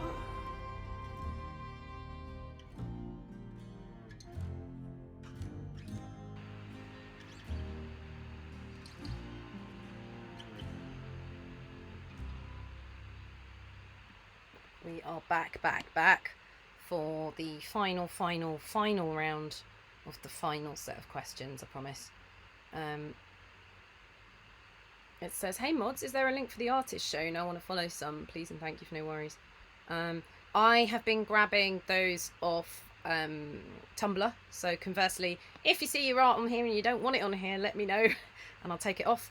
I mainly look on Tumblr. Obviously I'm retweeting art all the time because I love it, and sometimes they sign it and sometimes they don't. Yeah, so yeah. Sam, do you pick the art for the Be Right Back? Laughing my ass off, please. I was not expecting to see my Shadow Heart Karlach. So, is that alright to use your art? I will take it off if you would rather I didn't. I've been pulling them off Tumblr and Twitter because I assumed it was okay, but if it's not, I will happily remove it. Questions _final_final_. Seriously, this time, dot movie. Amelia, if you're gonna call me out, can you do it in a less public way, please? You don't have to drag me away downstream. Someone's just asked if they can share the Karlach artwork. I'm on Twitter. Tag me. It's easy. I had a little look at the questions to come. Some of these are good. It's almost as if we're building a conversation. It's nice. Yeah. Authority indeed. Christinator says, I already asked this in person at MCM. Naughty. But the answer is super interesting. So here it is again. Why is Karlach's mother's name Caerlack? I pronounce exactly the same. So obviously I asked, because it looks like Caerlack. I asked Sarah how she wanted that pronounced, and she said Karlach. And as someone with Irish heritage, my headcanon is it's one of those immigration things, right? You've got a dad called Seamus, so you change the spelling of Seamus to fit in the new country. That was it. I didn't get any other answer. I was like, is that a Celtic? Because I didn't have a phone on me. I was like, is that a Celtic name? I mean, I never heard of it, but I love that. Yeah. Maybe it's a grandmother's name or something. You can imagine anything you want, but that's what I imagined. And it actually didn't matter. They just need me to pronounce it the way they want. Tuppence Pies says Karlach is surprisingly an asexual-friendly romance.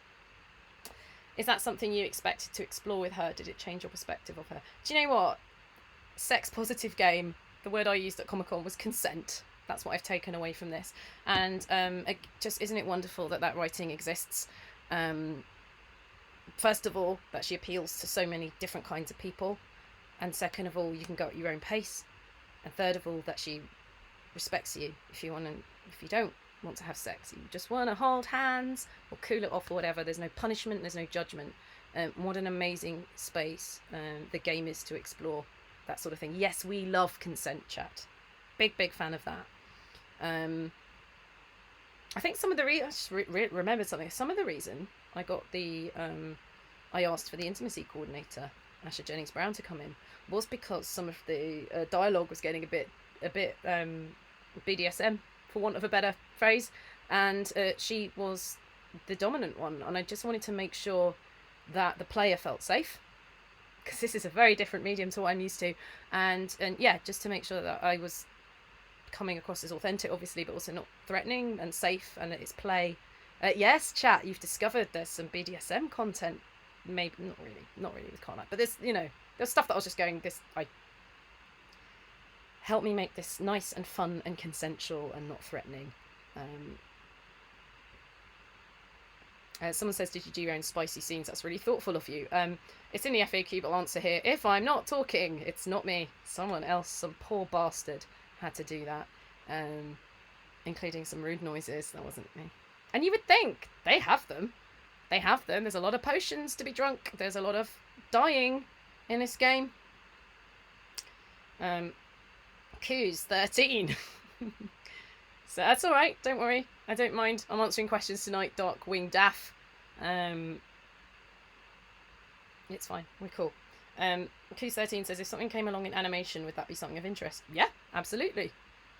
Like Arcane, or that matter, or that kind of medium, or would it matter as long as the role is juicy enough? Yeah, I don't care. That's the great thing about training, is the idea that you're not intimidated by any sort of particular medium. You feel comfortable. What I will say is animation acting is hard.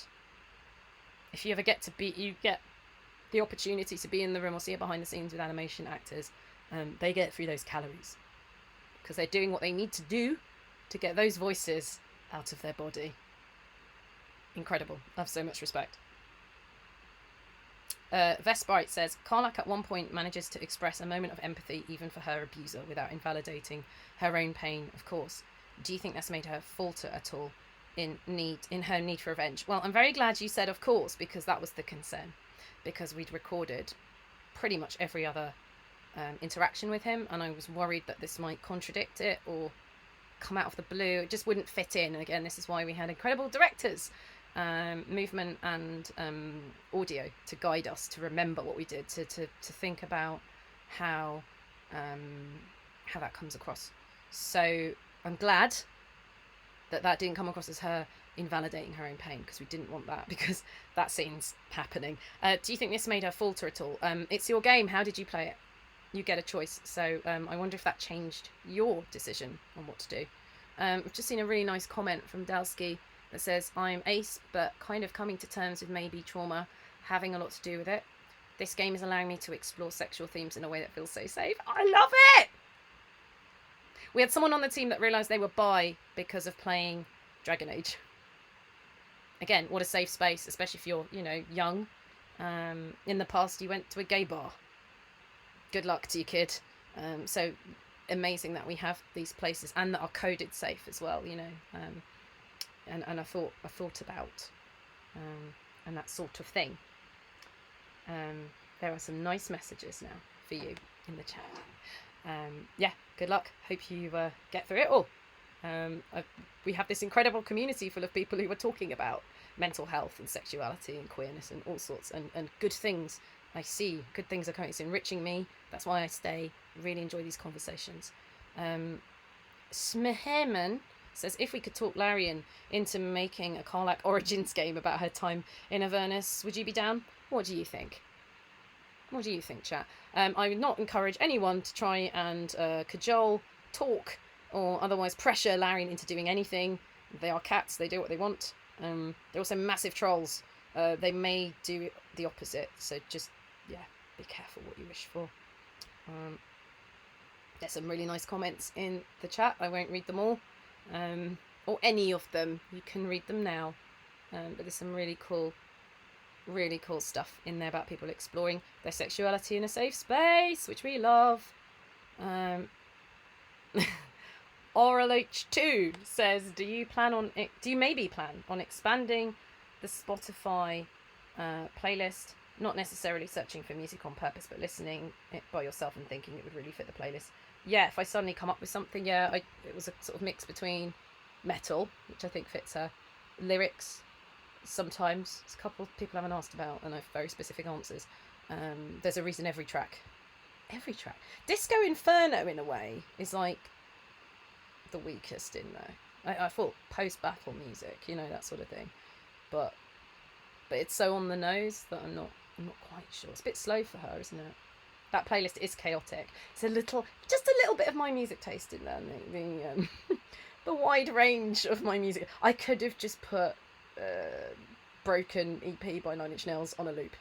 I've said Ace of Spades on its own on a loop. I'm now expanding that to what the 6-7 tracks that are on that. Right, we have a message from a mod, so I'm just gonna have to do that. I'm gonna add new mod to the dome.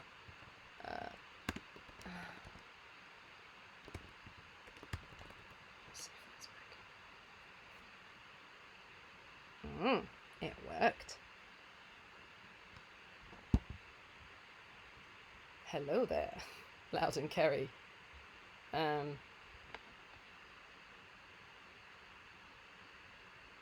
Subtext is for cowards. Be on the nose as much as you want. Sure then, I'll put loads of oh god, Swedish death metal. What do you want? Songs about hell and stuff. There's so much. I've just remembered Sarah said that they were playing a lot of Meatloaf when they were coming up with Karlach. That didn't even occur to me.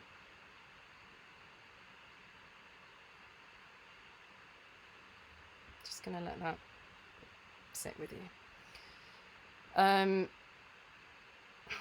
Iron Maiden, Number of the Beast. Although that's a little bit Christian. It's a bit of our world. It's a very different kind of hell.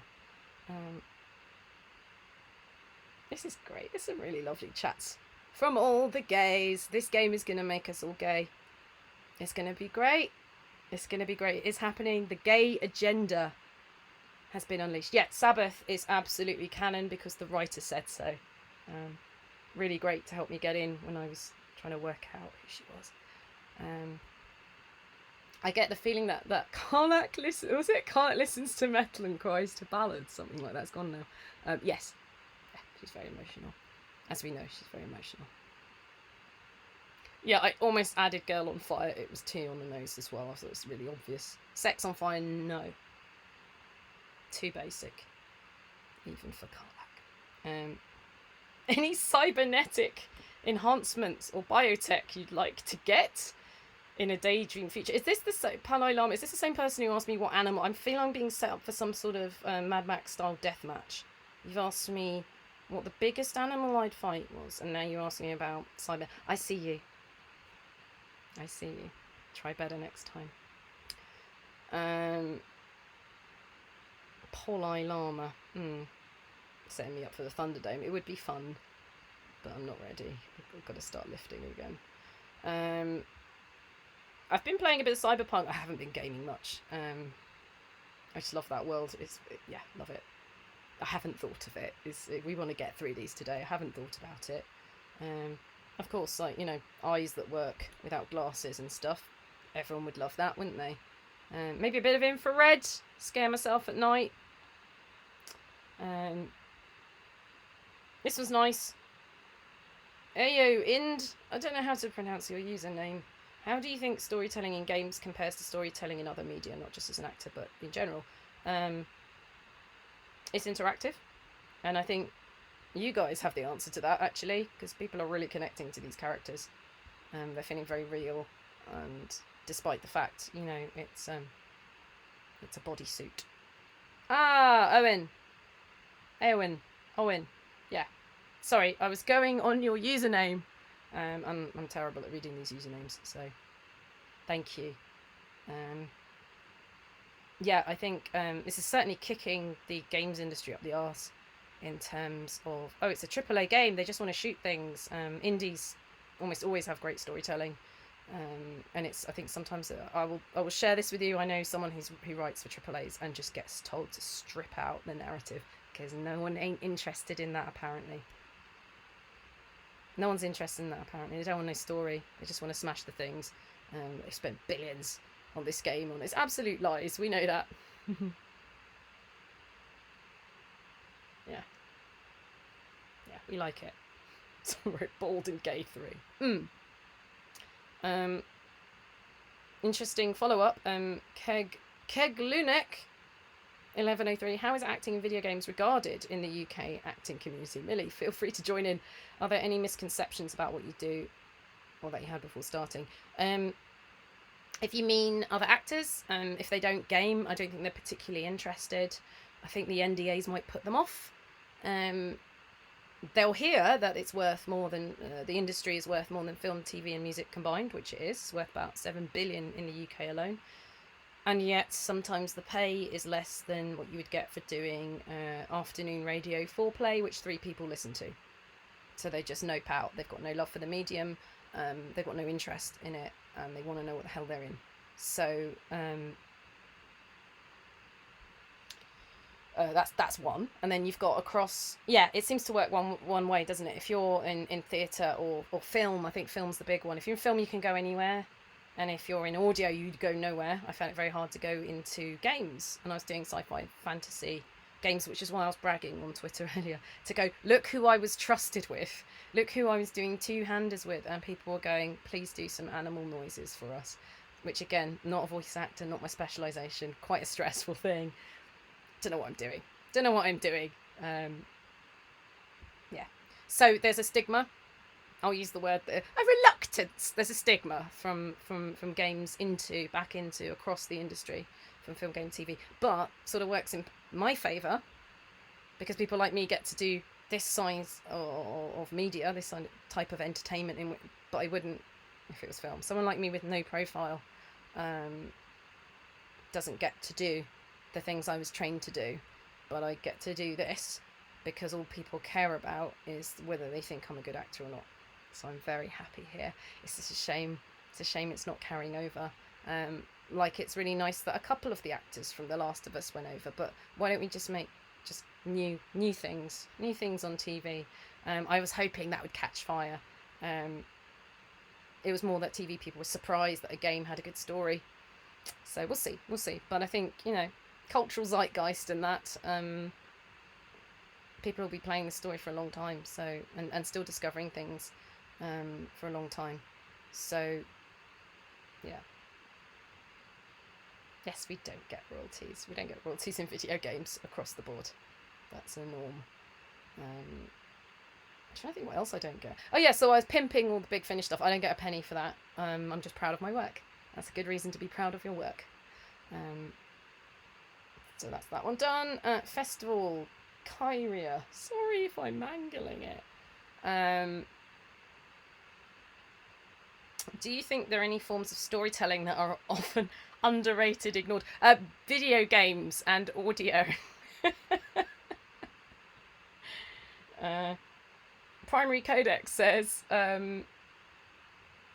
watched a bit of the Game Voices Connect content you posted to YouTube. Yeah, that's a good point about reach, right? That was done 2020, and it's been up. I moved it over to my new my channel with my playthroughs because algorithms, and I think I've already caught up to the views in the less than 48 hours it's been up. Platform. And as I said earlier, it's a bit timeless. It's the beginning. It's more like, this is what I do. This is what I need from you. How can I help you work better? So that was the whole point, was that it's a document of people's roles, the conversations we could be having to make collaboration easier, and best practices, that sort of thing. So that's partly why it was made and why it was recorded and why it's uploaded. So it's great because there's such a diversity of the questions that I've been asked. I've loved it. I could talk about craft all day. Look at me go. On to my third hour. And there are jobs in the games industry. I know it's a bit shit at the moment, but there will be. It'll come back again, and there will be jobs. And again, I think BG3 was a great argument against AI, that sort of thing. So I do bits and bobs with BAFTA Games. BAFTA is also a charity, as well as the award. The awards are famous, but they do a lot. They do young game designers. They do something called Connect that I'm part of, which is about introducing people into the wider industry as well. They sponsor a hell of a lot of things. They go to universities. They try and educate people about the industry. And they've been fantastic and really supportive, and gave me a platform before I did this game, and long before I did this game, as have other games. It's almost as if game devs are awesome, and I'm quite happy here. I think that's the point I'm trying to get across. But this person says, Sally Beaumont's input was particularly enlightening. In other games, have you had the chance to work with someone in a similar role, and if so, how was that? So Sally Beaumont wrote a really nice thing about me on Twitter, which was so nice. I didn't retweet it. Go look. It's nice. But exactly about that, and my relative success is the result of years of people endorsing for me, until the one with the power endorsed for me. But everybody endorsed for me, including Amelia, many times. The last time she did that was the golden joysticks. That's how I got in the room. So I'm trying to do that for others as well, and trying to shine a light on. I'm particularly interested in you finding out about mocap, and yeah, all the little roles that go unloved and unsung, and are so important to takes a village. So yeah, let's do more of that, a little cross discipline chat, and understanding each other a bit more, and being more collaborative with it. I would love a table read. It could just be a scene, it could be a mission from the game. Let's see how we fit together. That would save you a lot of money, devs, rather than just wait until it's play tested. So we had a chance to work with someone in a similar role. I'm trying to remember, because Sally now does different stuff. I'm trying to remember what Sally was doing at the time. I think she's casting and writing, but she's also an actor. So I'm just trying to work out. Kirsty Gilmore, who originally recommended me for Karlach, and no one else cared in 2020. She is one of very few casting directors and directors in the industry, and she's always elevating marginalised voices, and yeah, there's a lot of people like her, but she's a casting director and director, so that's quite an interesting position to be in. I get recommended for things by composers, by other actors, because other actors are great in this industry. We elevate each other. It's really supportive. If you're interested at all and you want to network, just go to the local thing, go and meet people. They will remember you. Don't be a douche, you're not welcome. But if you're not and you're friendly, which you probably are if you're part of the BG3 community, yeah, great place to be. Love it. Someone said, I think that question's been answered. Someone said, what sort of tools, techniques from your training toolkit did you, you've been listening, because that's how I describe training, did you anticipate using for Karlach that were never needed? Conversely, without any, you had to unexpectedly dredge up for a performance. So I don't use the toolkit unless I need it. I just use my hands. It's a bit like, it's like an emergency thing. It's the skills, because if it's something I do already, I'm not thinking about, not prepping. So I do a lot of text work if I can. That really helps me feel a lot more comfortable and grounded, and saves you time in the studio, quite frankly. I know NDAs, I know, but Hobbs Barrow, whole script in advance. That's all I'm saying. Yeah. So yes, on the other hand, because I'd not done mocap before, but because I'd had theatre training, and because we had a movement director who would have been trained in the same tradition as my movement directors at drama school, we had a common language, and so we tapped into that. So I was using Larian. Someone mentioned I talked about this last one, I won't go over it again. Tim was talking about shadow play, and I didn't pick it up. It sounds like it's a kind of mask work. You're telling a story with your body. Shadow play sounds like you're making shadows with your body. It's a form of mask where you just use the body. Yeah, for me it was pressing. I said I'm a flapper. It's pressing for Karlach, and that's all I had to do. There's no method. There's no going or really thinking about her life and how she got to just literally just be very heavy. It's just a physical thing. Micro Girl Actual says, I'm now looking into drama schools, or at least intensive 12-month foundation courses at the age of 48. It's never too late. Honestly, it's not too late. And the industry needs people with life experience. Trust me, it will really inform the work. It makes it easy. You don't have to delve. You don't have to relive moments that make you struggle. You remember things that have happened to you, and it's there. So please do. Daunting and worrying, I just need to do it. That's the right answer. Mother wouldn't support it when I was in school, so I convinced myself I didn't need it. Do it now. No time like the present. Good luck. Good luck. It's tough. It's tough, but get in there and be prepared for the long haul. It's a great form of self-expression, you know. There is that too. We are getting to the end, believe it or not. It is happening. Sneaky Bob What says, do you know roughly how many lines you recorded in total? And are there any lines you liked that didn't make it into the final game? I have no way of knowing. I didn't make a note. I didn't. I think everything I like's come up. Sometimes I see things that surprise me because I'd forgotten. But I don't get too attached. I like the sweary ones. They're all in there.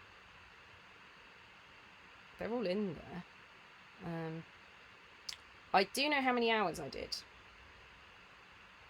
250 hours and counting in the mocap suit. That's massive, by the way. And right, let's get something straight. So there's a whole, the actors did 4 years. You only did 2 weeks or whatever Reddit's written this week. I've been assured I've done the same amount of time as everyone else. I just did it in a much smaller amount of time, which was after EA, and the developers had, and the writers had all the feedback. They had written the character, they just hadn't cast it. We were all going into the end of Act 1, 2 and 3 at the same time. 4 years doesn't mean 4 years. I wish it meant a full-time job in 4 years.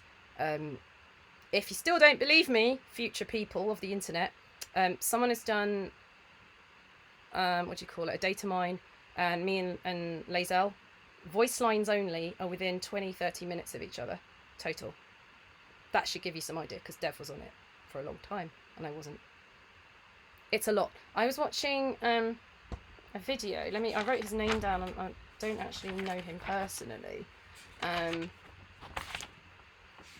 is he? Abu Baker Salim, who was in Assassin's Creed. He did 100 hours as the lead. I did 250 hours as not a lead. It was a lot. And I loved it. And it was liberating. And it was after a hard day at work. And I went, yes, I need to do this. I really need this for want of a better word, a soul that I might have. I need this in my life. I was working like every other day, basically. Yes, he played Bayek, thank you. Yeah, we worked a lot. It's very slow to film mocap lines. It just takes a long time. I've also estimated I spent 95% of my lines were done in mocap. Spells, banter, in-party chat, that sort of thing, would have been in the studio. Vicious mockery for the win. But the rest of it's in mocap.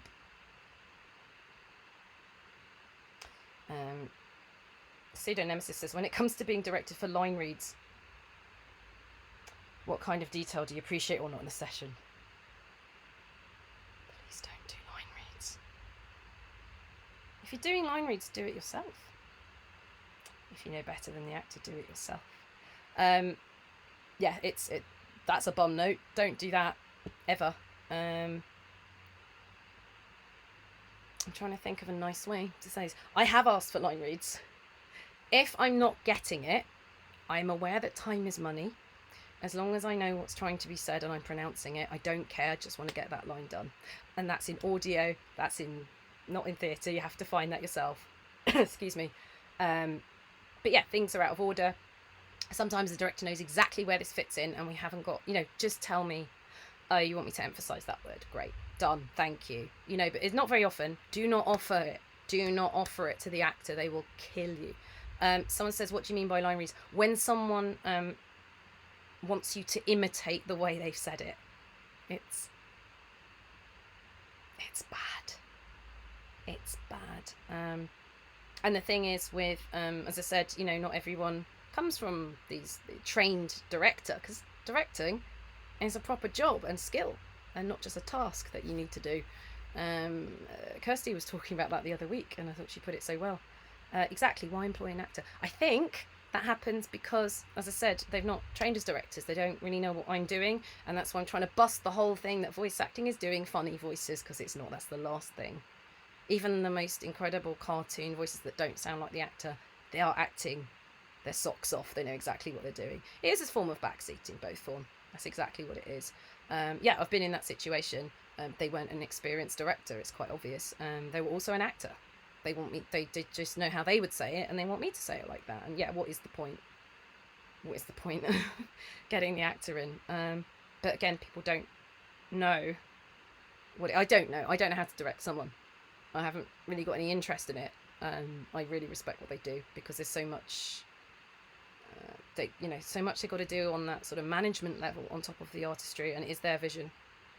The director kind of sits at the top of the tree and they've got to keep everything together, and it's a responsibility. You've got to be a good leader, and the whole point of the artist, the person who breathes the life into it, is maybe some of the surprise things that come out of it. What's the point? Again, against AI, you can program the AI to say exactly how you're going to say it. We talked a little bit about improv, and I would say interpretation, because of the way games work and it's all coded in with the words, but sometimes I'd do the opposite, particularly with a person that Karlach really, really wants to kill, right? You know who I'm talking about, and if you don't, I'm going to be very general about it. She's an angry person. She likes to shout. But for this one, we're going to go for the cold anger, because it's true. And I am going to kill you. A lot of people wouldn't do it, and I certainly wouldn't do that on a line read. It might just say, quietly, coldly, but when it doesn't have that, the temptation is to yell in someone's face, but to actually just go cold. That's just more interesting. So interpretation, letting the actor explore. It's not about letting the actor just run right and rewrite and all that sort of thing, but literally like you've hired them because they have an instinct, they understand the character. Yeah, just something there. The actor will come up with something. Yeah, cold anger is scarier. We've all been there when the mum's done it. We're getting to the last question. We're getting to the last question. It's a good one. Lugia, says, like I saw on YouTube a very rare scene to trigger about Karlach breaking the fourth walls, and I was curious about how you felt when you had to act for this scene. I felt that I was in a David Lynch film, and I'm a fan of David Lynch. Yeah, unsettling, strange, creepy, out there. I mean, there's a thing in my headcanon that Karlach's mind has kind of been blown. It's like she's had a really bad trip and that's changed her mind. Like, she sees things you can't. So I love the fact that I got that one. I have no idea if the other actors got to do Easter eggs. I call it an Easter egg. I don't think. No, it does not advance the storyline in any way. It's a thing. And I don't understand the game dev side and what cut means and what to be implemented means. It'd be nice if it was implemented, but you've all seen it now. But it was great. How much fun is that? And again, for anyone that said I was rushed through, no, very much not. It was, yeah, we were all we were all trying to get that done at the end at the same time. I certainly didn't have an experience of hurry at all. in my experience. Yeah, we just were adding more and more things to it. Yeah, that scene. Oh yeah, yeah. I love it when people take me out of context. It's my favourite thing. It's almost why I'm doing this. Yeah, I talked to him directly, didn't I? And I said, maybe when you can trigger it organically, I'll talk about it. That doesn't mean that I know. What that means is I don't want to ruin someone's story for them. That's all it means. And I didn't know what the context was or anything like that. So that's what it was. But you've all seen it. You've all seen it now. Yeah, and I've got to be careful. You know, spoilers are an NDA thing for it. Again, talk amongst yourselves about how you access that. I have no idea. But what's funny is that people in the comments go, oh, I did it second run. So be careful who you believe on the internet. That's a good way to end, isn't it? Be careful who you believe on the internet. I hope you've had a fun night. There was so many dad jokes. Yes, on that bombshell, that's right. There were so many dad jokes. I hope you feel sated by that. That seems to be what you were in for tonight. Yeah, ta-ra. So, thank you to the mods. We have a new mod. We've also had All-Star Superstars in the chat with you. Opera Gig. Cypher of Tear. I should write these down. My brain goes blank. Cat's a lot. Cat's a bot. Sorry, Cat's a bot. I forget your humanity AI is so convincing. Yeah, just think about who you want to raid. I'm stalling for time because I'm thinking of you. And Loudon Kerry, welcome to the I don't know how to phrase it. It's very chill, but it's also very distracted here. Freeform. Yeah. Stream of consciousness for all the literary nerds. Thank you so much everyone. I'll try and do something at the weekend. I may or may not. It feels very long way away. We are done with the FAQ section. I'll get back to playing the game very slowly and badly. I know who we're going to raid. So I'm going to drop you off, kids. And we are going to pay a visit if I can, because this went wrong the other night. Look at me typing. Look at me typing and talking to you. Look at us. Yeah, we are going to try and go to DJ night. And please stick around and watch them. And thank you for your patience. Questions were really cool. And as we delve more, they got more and more interesting. And I hope if you're thinking of performing or being in storytelling of any kind, in any role in games, do have a look at Game Voices Connect, which I have linked on FAQ. It's on my YouTube page. This will be up on the YouTube page. I'm trying to build some resources for you. There's books and video websites that I've recommended. There's an FAQ all about mocap, and I have done interviews about mocap. Thank you, Catslot, for dropping that in. Quickly, if anyone in mods wants to promote anything, please do. I have terrible etiquette. I'm still learning. I probably should write it down. So I'll just give you a minute, and then otherwise I will trigger the raid. Yeah, thank you so much, everyone, for tonight. It was lots of fun.